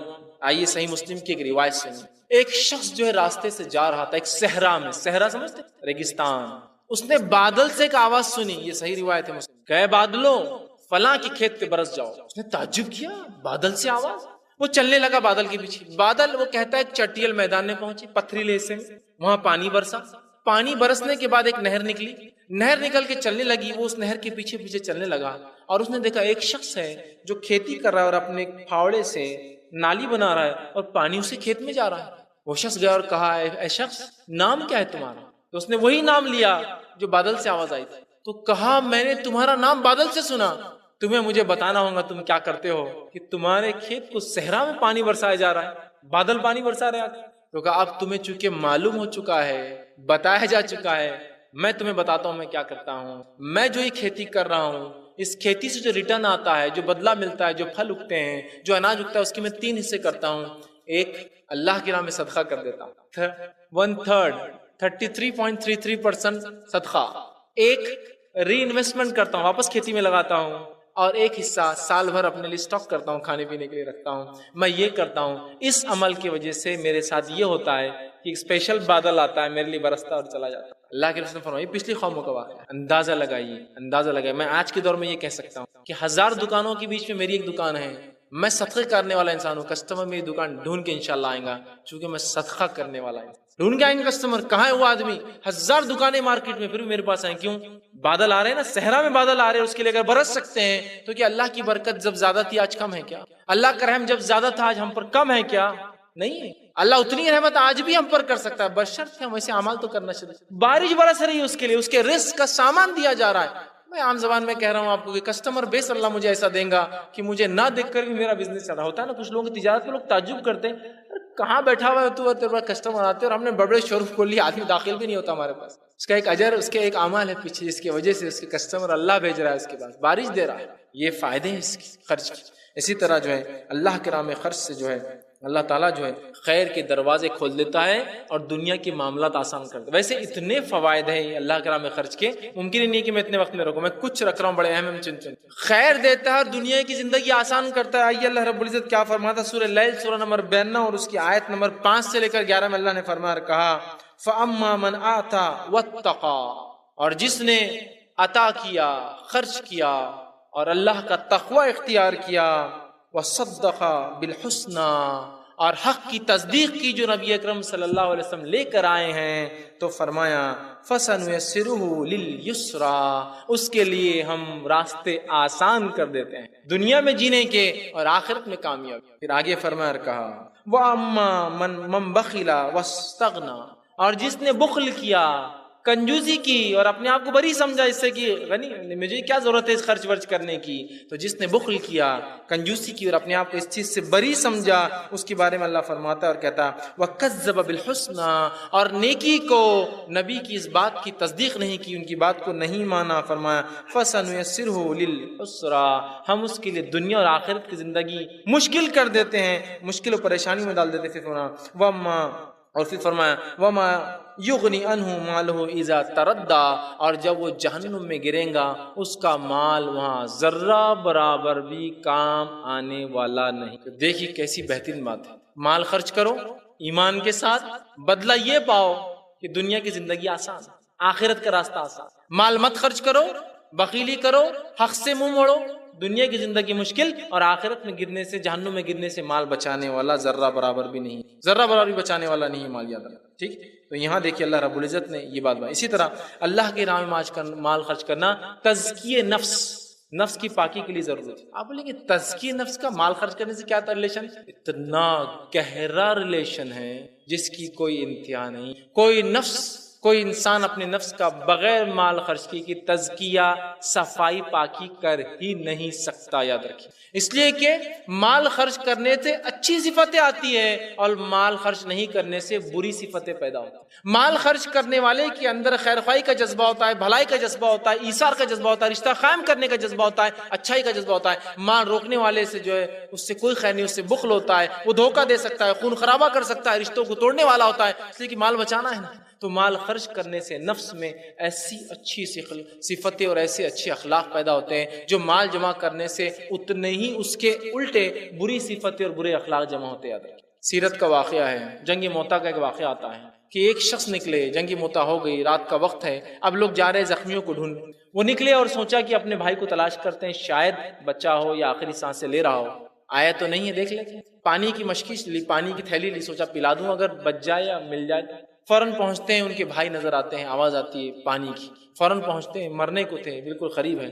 اس وقت جو ہے وہ پانی ڈالنے کی جو ہے کوشش کرتے ہیں، فوراً بازو سے ایک اور کراہنے کی آواز آتی ہے۔ تو یہ شخص جو کرا رہا ہے، ان کا بھائی کہتا ہے پہلے اس کے پاس چلے جاؤ، وہ زیادہ مستحق نظر آتا ہے پانی۔ وہ وہاں سے اٹھتے ہیں اور پانی پلانے اس کے پاس جاتے ہیں، وہاں پہنچتے ہیں، ایک اور کراہنے کی آواز، تھرڈ، وہ کہتا ہے وہ زیادہ مستحق۔ وہاں سے اٹھتے ہیں، وہاں پہنچتے ہیں، جب اس کو پانی منہ میں ڈالنے کو ہوتے ہیں، اس کی روح نکل جاتی ہے، واپس پلٹتے ہیں، اس کی روح نکل جاتی ہے، بھائی کے پاس آتے ہیں، وہ بھی مر چکا۔ کیا اخلاق ہے، مر رہا ہے آدمی لیکن دوسروں کا سوچ رہا ہے، وہ بول رہا، سمجھ رہے ہیں بات؟ یہ صفت تبھی پیدا ہو سکتی ہے اس سماج میں، ان لوگوں میں جو خرچ کرنے کے عادی ہے، جمع کرنے کے عادی ہے ان میں صفت کبھی نہیں پیدا ہو سکتی. خرچ کرنا اتنے اعلیٰ اقتدار پیدا کرتا ہے جس کی کوئی انتہا نہیں. تو خرچ کرنے سے نفس کا تزکیہ ہوتا ہے. اللہ رب العزت نے اس بات کے تعلق سے قرآن میں بیان کیا. سورہ توبہ سورہ نمبر 9 آیت نمبر 103 نے فرمایا کہا خذ من اموالہم صدقات تطہرہم وتزکیہم بہا وصلی علیہم ان صلاتک سکن لہم واللہ سمیع العلیم. اے نبی آپ نے فرمایا خذ من اموالہم صدقات، آپ ان کے مال سے صدقات لیجئے تاکہ ان کے نفسوں کو آپ پاک کریں، ان کے نفسوں کو پاک کرے اور ان کو تطہر ہو، ان کو صاف کرے، ان کی طہارت حاصل ہو، اور ان کے مالوں کو جو ہے تم ان کی نفسوں کو پاک کرو.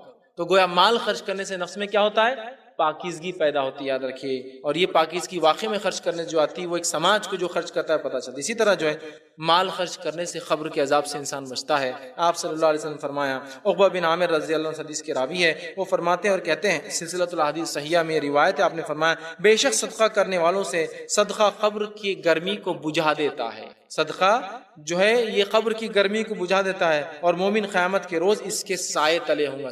صدقہ دینے سے قبر کے عذاب سے یا قبر کی گرمی سے انسان بچ جاتا ہے. اسی طرح جو ہے نبی اکرم صلی اللہ علیہ وسلم اتنا خرچ کرتے تھے. صحیح مسلم کی ایک روایت ہے، انس بن مالک رضی اللہ عنہ اس کے راوی وہ کہتے ہیں کہ اللہ کے رسول صلی اللہ علیہ وسلم کا ایک شخص ہے اور کہا میں تم پر ایمان تب لاؤں گا جب تم یہ دونوں پہاڑ کے بیچ میں جتنی بکریاں مجھے دے دو.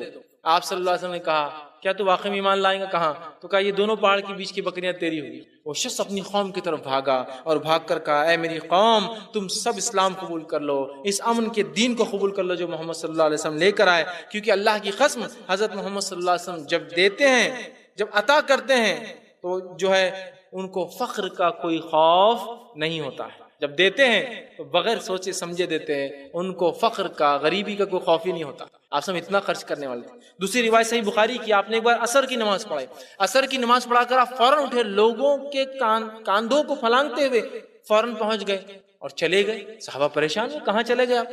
تھوڑی دیر بعد آپ، چونکہ آپ کا معمول ذکر کا تھا ہر نماز کے بعد، کہاں چلے گئے؟ لوگوں نے کہا اللہ کے رسول آپ کہاں چلے گئے تھے آج نماز کے بعد؟ تو کہا میرے گھر میں کچھ سونا پڑا تھا، میں نے سوچا کہیں رات بھر میرے پاس نہ رہ جائے، میں گیا فوراً صدقہ کر کر پھر آیا. شام تک بھی رکھنا پسند نہیں کیا آپ نے، پیسوں خرچ کر دیا. شام تک بھی پسند نہیں کیا، خرچ کر کے آ گئے اس کو.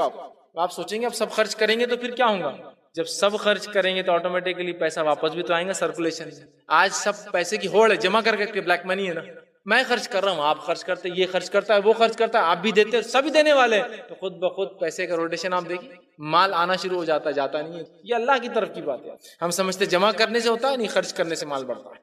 تو آپ سمجھ اتنا دیتے کہ آپ نے ایک رات صدقہ رکھنا پسند نہیں کیا. اسی طرح جو ہے صحابہ کا اگر معمول لے تو عمر ابن خطاب رضی اللہ عنہ کا ایک واقعہ ہے، جنگ مؤتہ کا موقع ہے. آپ صلی اللہ علیہ وسلم نے اعلان کیا کہ کون صدقہ کرے گا. وہ کہتے ہیں کہ میں نے آج سوچا، اور جو ہے ابو داؤد کی روایت ہے، میں نے سوچا کہ آج میں جو ہے ابوبکر سے سبقت مار لوں. اس لیے کہ صحابہ کی ریس کس چیز میں تھی معلوم آپ کو؟ نیکیوں میں تھی، اور دنیا میں نہیں، آخرت کے لیے تھی. نیکیوں میں بھاگتے تھے ایک دوسرے کے پیچھے. تو کہا آج میں ابوبکر کو مات دے دوں گا انشاءاللہ، پیچھے کر دوں گا اور میں آگے بڑھ جاؤں گا. اور 50% سب بیچ کے آ گیا، مال غلات سب سیل کیا، 50% لا.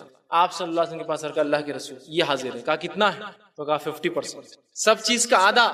اور اب وہ کہتے میں بازو کھڑا ہو گیا اور سوچنے لگا آج ابوبکر کو تو مات دے دیا میں، آج انشاءاللہ میں فرسٹ. ابوبکر اس سے زیادہ خرچ کرتے تھے، آج میں فرسٹ. دل میں سوچنے لگے، کھڑے تھے، وہ کہتے ابوبکر آئے اور ایک تھیلے میں سب کچھ لا کے رکھ دیا. آپ سے پوچھا ابوبکر کتنا لائے ہو؟ تو کہ اللہ کے رسول، اللہ اور اس کے رسول کی تعلیمات کو چھوڑ آیا ہوں، باقی سب لا لیا ہوں.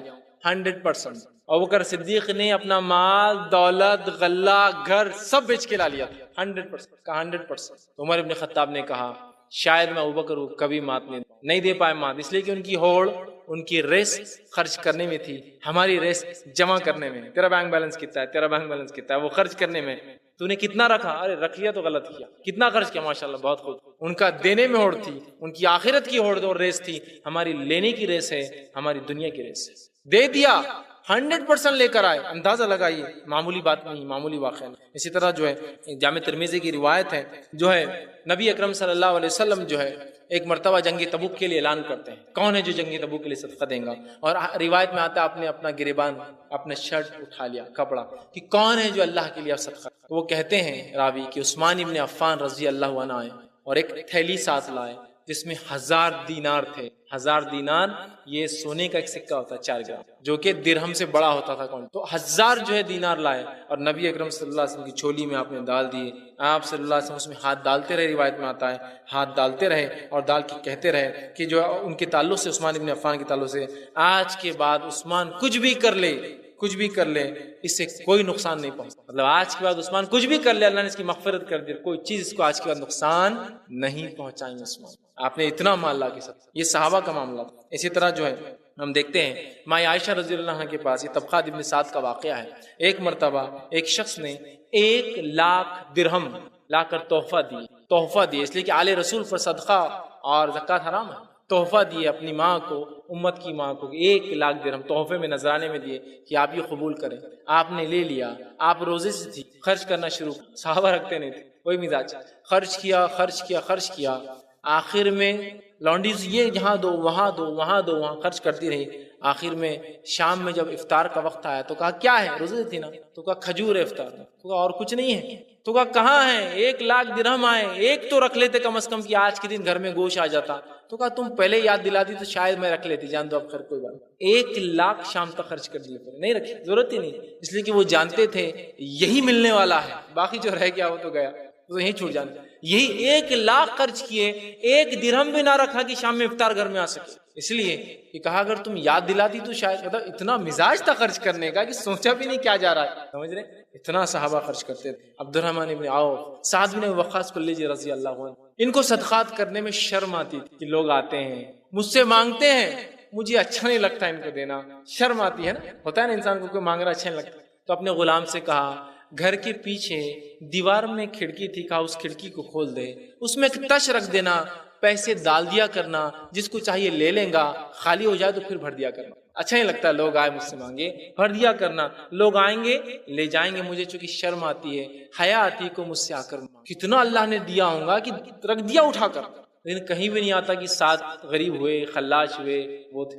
عبد الرحمن ابن عوف رضی اللہ عنہ اتنا خرچ کرتے. ویسے تو آپ سن کی زندگی میں کیا، بعد میں بھی ایک مرتبہ ہوا یہ کہ ایک مرتبہ مدینے میں اونٹ داخل ہوئے. اتنے اونٹ داخل ہوئے کہ جن کے پیروں کی گڑگڑاہٹ سے، وہ ایک ساتھ جب جانور چلے یا فوج چلی کیسی آواز ہوتی، زمین ایسا لگا کہ زلزلہ آ گیا، تھرتھرانے لگی. اتنے اونٹ ایک ساتھ چلنے لگے. ماں عائشہ رضی اللہ عنہا نے اپنے غلام سے پوچھا، باندی سے، کیا بات ہے یہ ایسی ہلچل، بالکل زمین ہل رہی، کیا ہوا؟ تو کہا عبد الرحمن ابن عوف کے تجارت کے اونٹ آئے ہیں. 700 اونٹوں پر لدی تجارت، مطلب 700 اونٹ تھے جو بھر کر غلہ، کپڑا اور اس کے ساتھ اور تجارت کا سامان لے کے آتے سیلز کے لیے مدینہ میں. اور مدینہ ایک میٹروپولس تھا، بہت بڑا شہر تھا اس زمانے میں، آپ سن کے بعد، چونکہ وہ کیپٹل سٹی تھا پورے اسلامی مملکت کا. 700 اونٹ آئے ہیں مال سے لدے. ماں عائشہ رضی اللہ عنہ نے فرمایا کہ عبد الرحمن ابن عوف بڑے خوش اور خرم رہتے ہیں، ہنستے کھیلتے ہیں. اور روز قیامت میں نے اللہ کے رسول صلی اللہ علیہ وسلم کو کہتے ہوئے سنا کہ عبد الرحمن ابن عوف ایسے ہی ہنستے کھیلتے کودتے جنت میں بھی چلے جائیں گے. کوئی تکلیف نہیں، کوئی مصیبت نہیں، کوئی مشکل نہیں، بالکل جیسا ابھی وہ خوش ہے دنیا میں، ہنستے کھیلتے جنت میں چلے جائیں گے.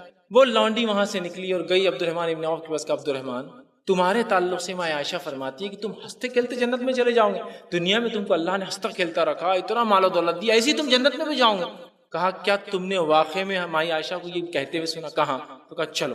وہاں گئے. کہا مائی، آپ نے میرے بارے میں یہ کہا کہ اللہ کے رسول صلی اللہ علیہ وسلم نے میرے بارے میں ایسا کہا، کیا آپ نے خود سنا اس بات کو؟ تو کہا ہاں میں نے خود سنا، اللہ کے رسول نے فرمایا کہ عبد الرحمن ابن عوف ہنستے کھیلتے جنت میں یوں ہی چلا جائے.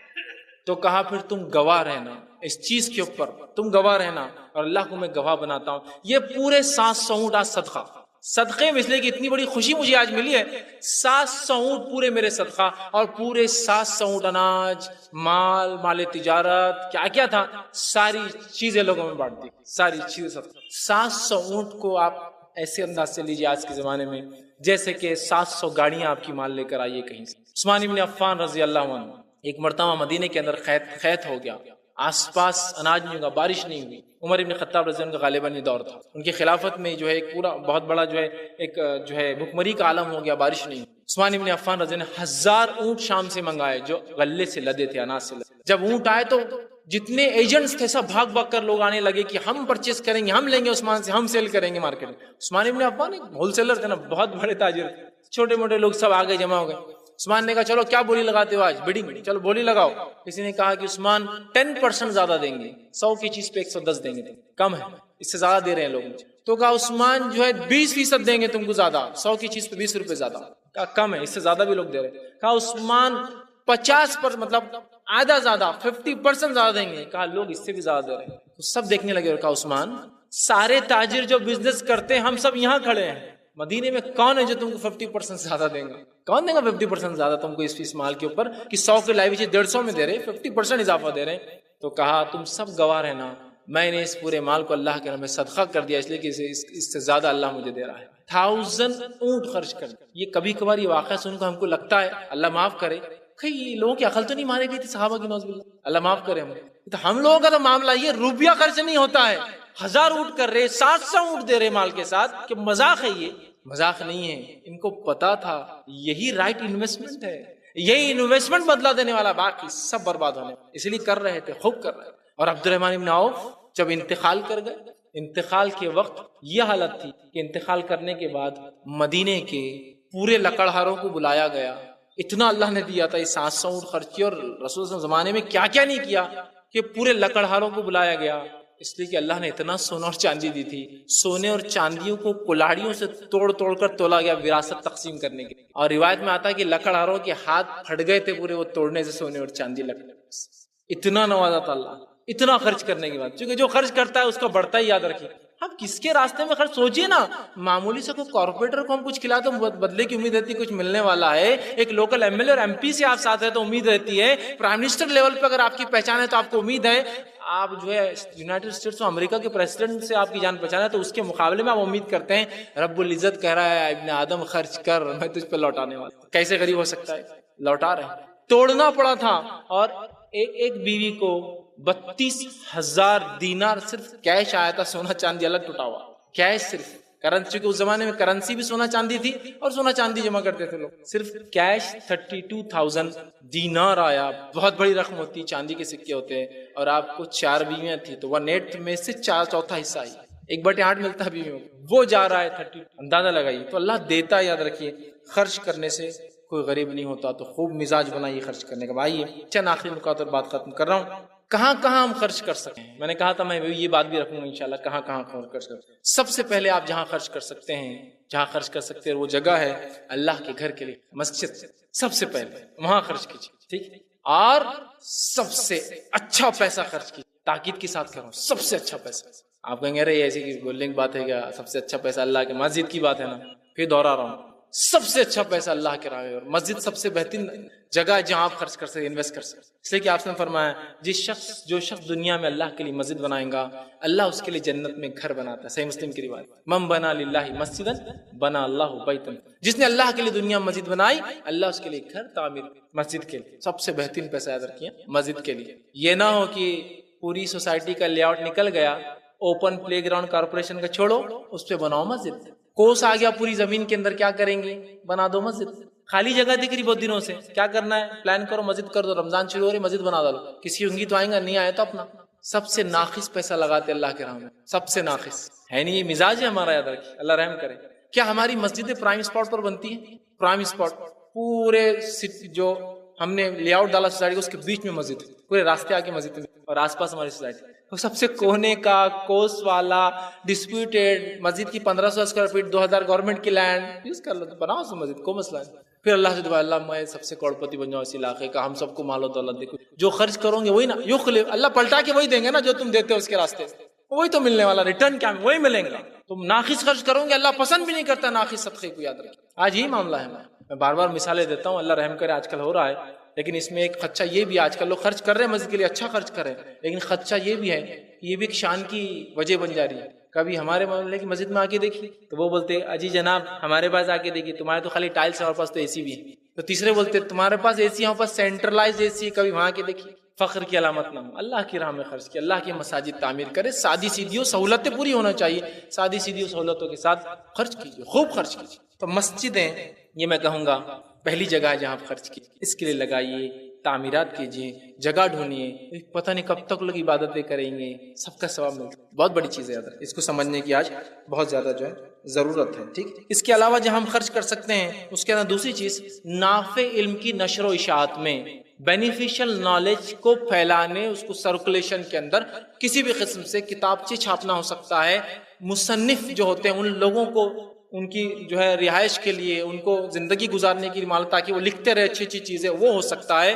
جو طالب علم مدارس میں پڑھتے ہیں ان کو علم حاصل کرنے کے لیے تاکہ دین کا علم حاصل کرے، اس کے لیے ہو سکتا ہے۔ اسی طرح جو ہے قرآن کو مساجد میں رکھ کے وقف کرنا تاکہ لوگ پڑھے، یہ ہو سکتا ہے۔ دینی کتابوں کی نشر و اشاعت کے لیے ہو سکتا ہے۔ اسی طرح دینی جو ہے درس اور تدریس کی جو ہے آڈیو اور ویڈیو ریکارڈنگ کے ذریعے، براڈ کاسٹ کے ذریعے، انٹرنیٹ کے ذریعے، کچھ بھی ہو سکتا ہے۔ نافع علم کو سرکولیٹ کی، نافع علم کو، یہ دوسرا سب سے بہترین ذریعہ ہے اپنے پیسے کو انویسٹ کرنا۔ نافع علم، پتہ نہیں اس کا بینیفٹ کون کون کہاں تک اٹھائیں گے۔ نافع علم، ایک شخص نے کتاب لکھی، پتہ نہیں کتنے صدیوں سے لوگ اس کتاب سے صدیوں سے یاد رکھیں۔ میں کبھی کبھار سوچتا ہوں جو آپ صلی اللہ علیہ وسلم نے نافع علم کی جو فضیلت بتائی وہ کیوں ہے، اور خاص طور سے نافع علم میں کتابوں کے تعلق سے کتابیں جو لکھی جاتی ہیں اس کا فائدہ کیوں بتایا، اس لیے کہ وہ باقی رہتی ہے۔ مقرر بہت ہوتے تقریریں دیتے ہیں، ان کے تقریروں کا بیس بھی کتابیں ہوتی جو مصنف علماء لکھتے ہیں، تو کہیں نہ کہیں پھر ثواب کے حقدار پہلے تو وہی ہوتے ہیں جس نے کتاب لکھی، پھر بولنے والا ہوتا ہے، پھر سننے والے اور عمل کرنے والے۔ نافع علم جانچیے کہاں کہاں لوگ ایسا کر رہے ہیں، کتاب و سنت کی فروغ کر رہے ہیں۔ اس نافع علم کا ذرائع آج کل تو اتنے الحمدللہ، جہاں آج پرنٹڈ بک کا زمانہ تھا آج ای بکس کا زمانہ ہے، وہاں بھی لگائیے۔ کبھی کبھار سمجھتا نہیں ہم کو الیکٹرانک میں نہیں بھائی گڑبڑی دکھ رہی ہے کچھ، تو ای بکس کبھی پرنٹنگ سستی پڑتی، ای بکس اس سے مہنگی ہوتی ہے، لیکن اس کے بینیفٹس، ایک کتاب یہاں بنی، نیٹ کے اوپر اپلوڈ ہوئی، پورے دنیا میں پھیل گئی ایک دن کے اندر، کیونکہ الیکٹرانک فارم میں چھپی ہوئی کتاب کو تو پوسٹ سے منگایا جائے گا، بہت لمبا پروسیس ہے، لیکن ای بک جب بنے گی تو ظاہر سی بات ہے وہ کوئی بھی لے سکتا ہے، اس کو خریدنا نہیں، بہت سی بات چلی جاتی ہے۔ اس کو انویسٹمنٹ کرنا پڑے گا لوگوں کو کہ ثواب جا رہا ہے فی سبیل اللہ، اور الحمدللہ ایسے لوگ میں نے دیکھے ہیں جو اللہ کے لیے کام کر رہے ہیں، خوب اس معاملے میں آگے بڑھ رہے ہیں۔ الیکٹرانک میڈیا کو ایسا استعمال کیا ہے کسی کو انتہا نہیں۔ جیسا ایک مثال کے طور پر ایک سافٹ ویئر کا نام ہے تو مکتبہ شاملہ، ایک سافٹ ویئر ہے جس کے اندر کتب احادیث کو جمع کیا گیا، کم و بیش اس ایک سافٹ ویئر کے اندر 3200 کتابیں PDF فارمیٹ میں وتھ سرچ آتی ہے۔ آپ صرف لفظ ڈالیے، وہ چیزیں کہاں کہاں 3200 کتابوں میں لا کے رکھ دیتا ہے آپ کے سامنے۔ یہ سافٹ ویئر ڈیولپمنٹ کو کروڑوں کا انویسٹمنٹ، اللہ ان کو ضائع کر دیا اور اس کو فری سرکولیٹ کرتے پورے دنیا میں، انسانیت فائدہ اٹھائے۔ یہ نافع علم، یہ نشر و اشاعت۔ ایک لائبریری ہے صرف ایک DVD کے اندر، ایک لائبریری، شاید اتنی 3200 کتابیں آ بھی نہ سکیں۔ یہ ہوتا ہے، چاہیے پرکھیے علم کو کیسا پھیلا جا رہا ہے، اس میں لگ جائیے اس کی فروغ میں۔ تیسری چیز ہو سکتی ہے جہاں خرچ کریں ہم، وہ ہے یتیموں کی کفالت۔ یتیم سماج کا سب سے کمزور فرد ہوتا ہے، اس لیے اس کی کفالت کی۔ آپ صلی اللہ علیہ وسلم فرمایا، بخاری کی روایت ہے، میں اور یتیم کی کفالت کرنے والا، دیکھ بھال کرنے والا، سنبھالنے والا، اس میں خرچ کرنے والا جنت میں ایسے رہیں گے۔ آپ نے شہادت کلمے کی انگلی اور بیچ کی انگلی اٹھا، ایسے رہیں گے ساتھ ساتھ۔ یتیم، تو یتیم کے لیے کفالت، یتیم خانوں کو کھولا جائے، یتیموں کی ویسے تو ہونا ہی چاہیے، یتیم کی کفالت خود گھر والے کر لے، اس کے کیوں اسے بھیجنا چاہیے، لیکن ہوتا ہے غربت ہے خود اس شخص کی، پھر اس کے لیے سماج اس کے لیے تیاری کرے، ٹھیک۔ چوتھی جگہ جہاں وہ کر سکتے ہیں وہ ہے فقیر اور مسکینوں کو کھانا کھلانے کا نظم۔ قرآن بار بار طعام مسکین کا تذکرہ کیا، کیوں؟ اور یتیم کی کفالت کا تذکرہ کیا، کیوں؟ اس لیے کہ یتیم سماج کا سب سے کمزور فرد ہوتا ہے اور بھوک کے بعد موت ہوتی ہے، اس لیے بار بار تذکرہ، بھوکے کھانا کھلاؤ، یتیم کی کفالت کرو۔ یتیم سب سے کمزور، بھوک کے بعد موت ہے، تو کھانے کا نظم ہو، اللہ رحم کرے۔ یہ افسوس کی بات ہے آج ہمارے سماج، کیا کھانے کا نظم ہے مسلمان سماج میں کہ بھائی کوئی آ جائے تو اس کے غریب کے لیے کھانے کو نظم ہو کسی جگہ؟ ایک نظم میں جانتا ہوں جو ابھی شروع ہوا کچھ سالوں سے، اس کے علاوہ تو میں نے کوئی اس اورنگ آباد کے اتنے بڑے مسلم میجورٹی علاقے میں نہیں دیکھا۔ غیر مسلم نے بہت نظم بنا دیے، ایسے ایسے نظم بنا دیے کہ آپ صرف جائیے، اسپتال میں ان کی گاڑی آتی ہے اور آپ کو سب کچھ لے کر جاتے ہیں، رجسٹریشن کرتے ہیں، 3 ٹائم کا کھانا دیتے ہیں، پانی پلاتے ہیں، سمجھ رہے آپ؟ نظم کیجیے، ایسے نظم بنائیے، ٹھیک۔ یہ جگہ ہے خرچ کرنے کی۔ اسی طرح اور کون سی جگہ ہے؟ اپنے رشتہ داروں پہ خرچ کیجیے، اپنی نفس پر، اپنی بیوی بچوں پر، اپنے رشتہ داروں پہ خرچ کیجیے، مسافروں پہ خرچ کیجیے، محتاجوں پہ خرچ کیجیے، جو مانگنے والے ان پہ خرچ کیجیے، چیریٹیبل ہاسپٹلس تعمیر کیجیے، چیریٹیبل سکولز بنائیے جہاں ہمارے بچے پڑھے، ایسے دواخانے بنائیے جہاں وہ کرے، معذوروں کے لیے کچھ کیجیے۔ کتنی تعجب کی بات ہے نا، کتنی تعجب کی بات ہے کہ کیا کسی سماج میں معذور لوگ نہیں ہوتے ہیں؟ کیا مسلم سماج میں پاگل لوگ نہیں ہیں؟ پیر ہاتھ سے معذور لوگ نہیں ہیں؟ ایسا تو نہیں ہے نا، ہر سماج میں ہوتے ہیں، ہر سوسائٹی میں ہوتے ہیں، لیکن اس کے بعد بھی کوئی نظم ہے کہ ہمارے پاس؟ کتنی شرم کی بات، نظم ہے کہ بتائیے کہ یہ سماج ہے، یہ اورنگ آباد جیسا شہر ہے جس میں اتنے لاکھوں کی مسلمان کی آبادی ہے اور ان میں اتنے لوگ ہیں جو اتنے لوگ پاگل ہیں، ان کے لیے کوئی نظم ہے ہمارے پاس؟ کوئی نظم ہے ان کی کفالت کا، ان کو رکھنے کا، ان کے علاج کا؟ نہیں ملے گا، نہیں ملے گا۔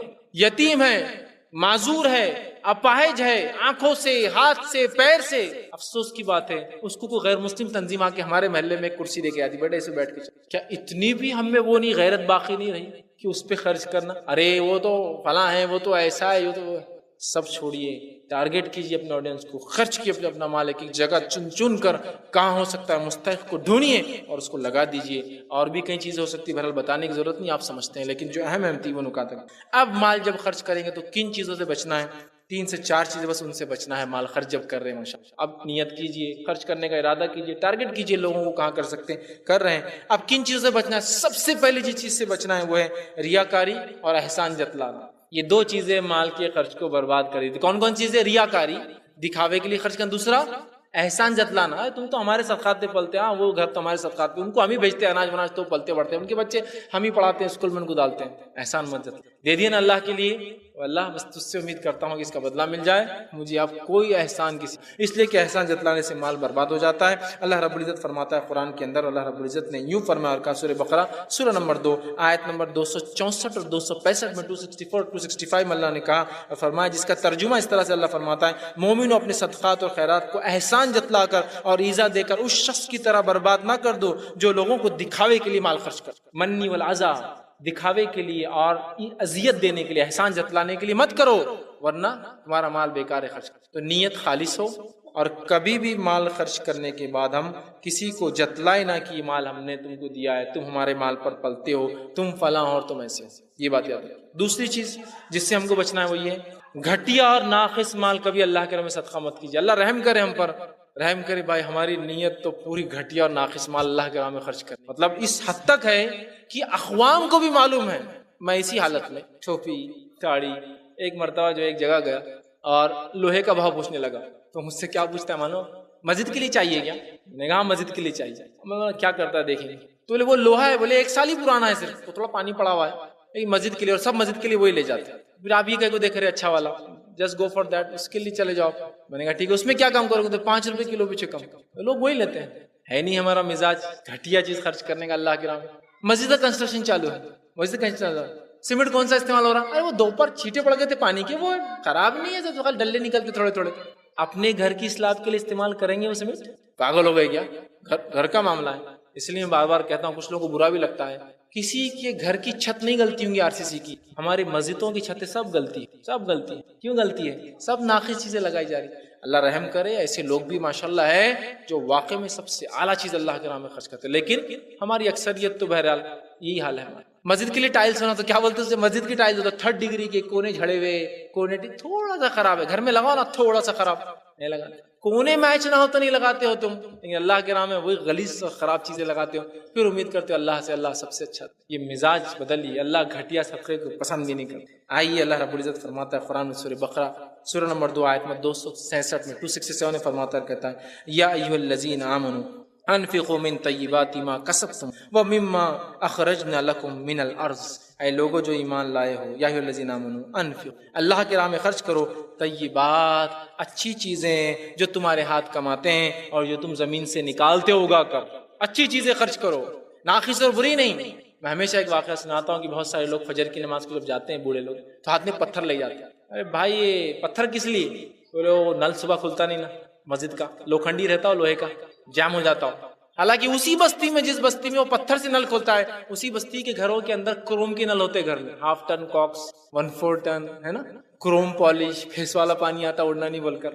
اور اسی بستی میں مسجد کا حال یہ کہ یا تو پلاسٹک کے توڑ جاتے یا تو لوکھنڈی لگے۔ پھر اللہ سے دعا، اللہ سب سے اچھا میرے کو ملے، اس کے راستے میں سب سے ناقص۔ اور نل بھی ایسا الحمدللہ کہ آپ وضو کے لیے پانی کھولیے، وضو کے ساتھ غسل دونوں ایک ساتھ ہو جاتا ہے اس میں۔ لوہے کا نل کھولتے پورا فر شاور کیسا بہنا چالو ہو جاتا ہو۔ گھر کے نل کیسے آتے بہترین پانی میں، سوفسٹیکیٹڈ۔ اللہ کے راستے میں، اللہ کے راستے میں خرچ کرنا۔ پرانا پنکھا ہے نا رکھا ہوا گھر کا، دے دو نا، مسجد میں نہیں پنکھا تھا، یہ بیچارے مسجد والوں کو پتا ہے، لوگ بھی نہیں دیتے، تو بولتے لاؤ پرانا سورانا جو بھی لاؤ۔ نیا گھر بناؤں گے تو پرانے ٹین لگاؤں گے اپنے گھر کے، نہیں اب تو RCC کا بنانا ہے، مسجد میں دیتے ہو۔ پھر کیا حال کر دیا دین کا ہم نے، سب سے اعلیٰ مال خرچ، اللہ صدقہ برے مال کو پسند ہی نہیں کرتا. جو مال کو خود تم اپنے اللہ فرماتا ہاتھ میں لینا پسند نہ کرو کہ اللہ کی راہ میں خرچ کرتے ہو اس مال کو. اس بات کو ہم ذہن میں دیں. اور جو ہے چوتھی اور آخری چیز اس بات کو ہم یاد رکھیں, صدقہ دینے کے بعد کبھی واپس نہ لیں. اس لیے کہ آپ صلی اللہ علیہ وسلم نے فرمایا, یہ جو ہے حضرت ابو ہریرہ رضی اللہ عنہ حدیث کے راوی فرماتے ہوئے کہتے ہیں, سلسلۃ الحدیث صحیحہ کی روایت آپ نے فرمایا, بے شک وہ آدمی جو اپنے صدقے کو واپس لے اس کی مثال ایسے ہے کہ کوئی کتا سیر بھر ہو کر کھائے, پیٹ بھر کر کھائے, پھر قے کرے اور قے کرنے کے بعد پھر اس قے کو کھا لے. صدقہ دینے کے بعد واپس نہ لو, صدقہ دینے کے بعد واپس نہ لو. ہمارے پاس صدقہ دے کر ہیلے سے واپس لیتے ہیں, ہیلے سے معلوم آپ کو, صدقہ دے کر ہیلے سے واپس لیتے ہیں. یہ کتے کی قے کرنے سے کھانے ایسا صدقہ تو دور کی بات ہے, یہاں تو حدیث میں صدقہ ہے. ہم اپنی زکات کو ہیلے سے واپس لیتے ہیں. آپ کو معلوم زکات ہیلے سے واپس کیسے لی جاتی ہے؟ بتا دیتا ہوں آپ کو, مثال سن لیجیے. ایک نابینا 2-4 نابینوں کو پکڑ لیتے ایک شہر میں, نابینا اندھے, اس کو لا کے بٹھا دیتے اپنے ادارے کے اندر. ایک شخص آتا ہے کہ میری زکات جو ہے 10 لاکھ ہو رہی ہے, کیا کیا جائے؟ وہ کہتے ہیں ایڈجسٹمنٹ ہو جائیں گا 1 لاکھ کے اندر. وہ زکات کیلکولیٹ کر کے نکالتا ہے 10 لاکھ. نابینا بیٹھا ہوتا ہے, بولتے تحفہ نابینا, آپ کو نابینا تحفہ لے لیتے ہیں. آپ کو زکات دی جا رہی ہے, بولتے نابینا زکات قبول کر لیتے ہیں. 10 لاکھ زکات کس کو چلے گئی؟ نابینا صاحب. پھر نابینا صاحب کیا کرتے, فوراً زکات لیتے اور کہتے اے اللہ میں نے یہ اس میں سے 9 لاکھ روپے ان کو واپس تحفہ دے دیا. ماشاءاللہ, زکات کے اندر بھی کیسا نکالے زبردست سسٹم. جیسا سی اے کرتے ہیں نا ہمارے یہاں دنیا کے معاملات میں, تو ہمارے بھی کچھ سی اے بیٹھے ہوئے ادھر جو دین کے معاملے میں بھی نکالتے ہی لے. ہو گیا 1 لاکھ میں 10 لاکھ کی زکات. ماشاءاللہ کیا زبردست راستہ ہے نا. 10 لاکھ کی زکات 1 لاکھ دے کے ادا ہوگی, زکات بھی ہوگی, تحفہ بھی آ گیا. یہ میرے گھیوں زکات کے. وہ نابینا لیتا, ہاتھ لگاتا ہے, قبول کیا میں نے آپ کی زکات. پھر وہ بولتا ہے یہ تحفہ ہے آپ کو. سمجھ رہے آپ ہیلے؟ یہاں تو نفلی صدقات کی بات ہو رہی ہے, یہاں تو ہم فرض میں ہیلے نکالتا ہے نا. تو بہرحال صدقات یہ بھی لینے کی ایک قسم ہیلے سے لے رہے ہیں, واپس نہ لے. اس لیے کہ صدقہ لینا ایسا ایسے کتے نے کھانا کھایا پیٹ بھر, پھر خے کر کے پھر وہ اس کو کھا رہا ہے. عمر ابن خطاب رضی اللہ عنہ فرماتے ہیں, مسلم کی روایت ہے, میں نے ایک شخص کو ایک گھوڑا دیا, قیمتی گھوڑا, اس نے گھوڑا گما دیا. عمر ابن خطاب نے سوچا اب تو اس کی ملکیت سے نکل گیا نا, گھوڑا نکل گیا نا, گما دیا نا اس نے. انہوں نے سوچا اگر وہ گھوڑا مل جائیں گا نا تو کوئی بھی بیچنے والا سستے داموں میں بیچیں گا نا اس گھوڑے کو, تو میں خرید لوں گا. لیکن سوچا میں اللہ کے رسول سے بات تو کر لوں, صلی اللہ علیہ وسلم پہلے پوچھ لوں. آپ گھر کا اللہ کے رسول, ایک گھوڑا میرا تھا بڑا قیمتی, میں نے دے دیا تھا کسی کو, صدقہ کر دیا تھا, اب وہ گم گیا. اب اگر وہ گھوڑا کسی کو مل جائے تو کیا سستے میں لے لوں؟ تو کہا عمر اس گھوڑے کو واپس نہ لینا, جو صدقہ کر چکے تھے نا تم وہ گھوڑا, اس گھوڑے کو واپس نہ لینا. پھر آپ نے فرمایا تم 1 درہم میں کیوں نہ دے, وہ گھوڑے کو تم واپس نہیں لینا, کیونکہ اپنا صدقہ واپس لینے والا شخص اس کتے کی مانند ہے جو اپنی خے کو دوبارہ چاٹ کر کھاتا. کہا نہیں, تم کو معلوم ہے تمہارا ہی گھوڑا ہے, اب چونکہ گم گیا اب سستے ملیں گے نا. تو کہا 1 درہم میں ملے تو نہیں لینا, صدقہ تھا نا, گیا صدقہ اب نہیں لیا جائے, دے دیا مت لینا. اس لیے کہ وہ کتے کے پیٹ بھر کر کھا کے خے کر کے کھانے کی مانند ہے. تو ان 4 چیزوں سے بچے, ریاکاری, احسان جتلانا صدقہ دینے کے بعد, اسی طرح ناقص مال کو اللہ کے راہ میں نہ خرچ کرے, اور چوتھی چیز جو ہے اپنا صدقہ دے کر واپس نہ لیں. بہرحال چند باتیں تھیں صدقات اللہ کے راہ میں خرچ کرنے کی فضائل. اس کے بعد اس کے فضائل کے بعد میں نے کچھ باتیں کہاں خرچ کرنا اس کے تعلق سے رکھی. اس کے بعد کچھ چیزیں جن سے ہمیں احتیاط کرنا چاہیے وہ میں نے رکھی, اور امید ہے کہ کچھ باتیں آپ کو سمجھ میں آئی ہوں گی. اور ہم کوشش کریں گے اور اس عزم کے ساتھ اٹھیں گے انشاءاللہ کہ ہم دینے والے لوگ بن جائیں, لینے والے نہیں یاد رکھیں. اور دینے کے لیے مالدار نہیں ہونا پڑتا ہے, بس ایک دل بنا لیجیے غنی دینے والا. انشاءاللہ اللہ دیکھیے کیسے دیں گا. اللہ اپنے برکت کے دروازے اور راستے کھول دیں گا, اولاد کے سدھار کی شکل میں, بیوی بچوں کے اس میں, کم عمل کے اندر زیادہ اجر کی شکل میں, کم زندگی کے اندر زیادہ کام کی شکل میں اللہ آپ سے لے لیں گا. دیکھیے تو صحیح, ایک مزاج تو بنائیے, پھر دیکھیے آپ دیکھیے کیسے اللہ راستے کھولتا ہے. جب اللہ راستے کھولیں گا تب سمجھ میں آئیں گا اللہ کیسے دیتا ہے کس کو. وہ ابھی نہیں سمجھتا انسان, وہ نہیں. اور ہر آدمی اپنی استطاعت کے مطابق خرچ کرے, نہیں میں تو غریب اور امیر کچھ نہیں. ہر آدمی ایک مزاج بنا لے کہ میں دوں گا. تو آپ دیکھیے صحابہ کتنے غریب لوگ تھے لیکن پھر بھی دینا پسند کرتے تھے. غربت میں بھی لینا لے کو اپنے غیرت کے خلاف سمجھا کرتے تھے. وہی مزاج ہم بنا لیں اور دینے والے بن جائیں. خوب اللہ کے راہ میں خرچ کریں, ٹارگٹ کریں مسکینوں کو, محتاجوں کو, مساجد کو, مدارس کو, یتیم خانوں کو, ایسی جگہوں کو جہاں حقیقت میں لوگوں کر رہے ہیں. اور اپنا پیسہ جب دے, چونکہ آج کل بہت سارے لوگوں نے ہیلے اور بہانے اور طریقے بنا لیے لوٹ مار کے, اس معاملے میں ضرور احتیاط کریں. آپ کا پیسہ کہاں جاتا ہے اس کی آپ نظر ضرور رکھیں, ورنہ یہ نہ ہو کہ آپ دیتے رہے اور پتہ چلا حقیقت میں تو کوئی چیز موجود ہی نہ تھی. تو تصدیق نامے ہوتے لوگوں کے پاس, یا اس طرح کے ویریفیکیشن یہ بہت ضروری ہوتا ہے تاکہ ہمارے صدقات اللہ انشاءاللہ اس کا بھی اجر دیں گا، وہ ایک الگ چیز ہے، لیکن ہم یہ نہیں چاہتے ویسی اجر ہم پاتے رہے، ہم چاہتے مستحق ٹارگیٹ بھی ہو اور ان تک ہماری ان چیزوں کو ہم پہنچائے، چاہے صدقات کسی بھی شکل کی ہو، فرض ہو یا نفلی ہو، اس معاملے میں کوشش کریں ہم صحیح لوگوں تک پہنچائے۔ اللہ اسی پہ اپنی بات کو میں ختم کروں گا۔ اللہ رب العزت سے دعا ہے کہ اللہ سبحانہ تعالیٰ جو کچھ کہا سنا گا اس پہ عمل کی ہمیں توفیق عطا فرمائے، ہم تمام کو خرچ کرنے کا ایک مزاج دے، ہم تمام کی روزی میں جو ہے برکت دے اور ہمیں خرچ کرنے والا بنائے، اور اللہ رب العزت جو ہے ہمیں کتاب و سنت کی صحیح سمجھ عطا فرمائے، جب تک زندہ رکھے اسلام اور ایمان پر زندہ رکھے، خاتمہ ایمان پر ہو، وآخر دعوانا ان الحمدللہ رب العالمین، سبحان ربک رب العزت عما یصفون وسلام علی المرسلین والحمد للہ رب العالمین۔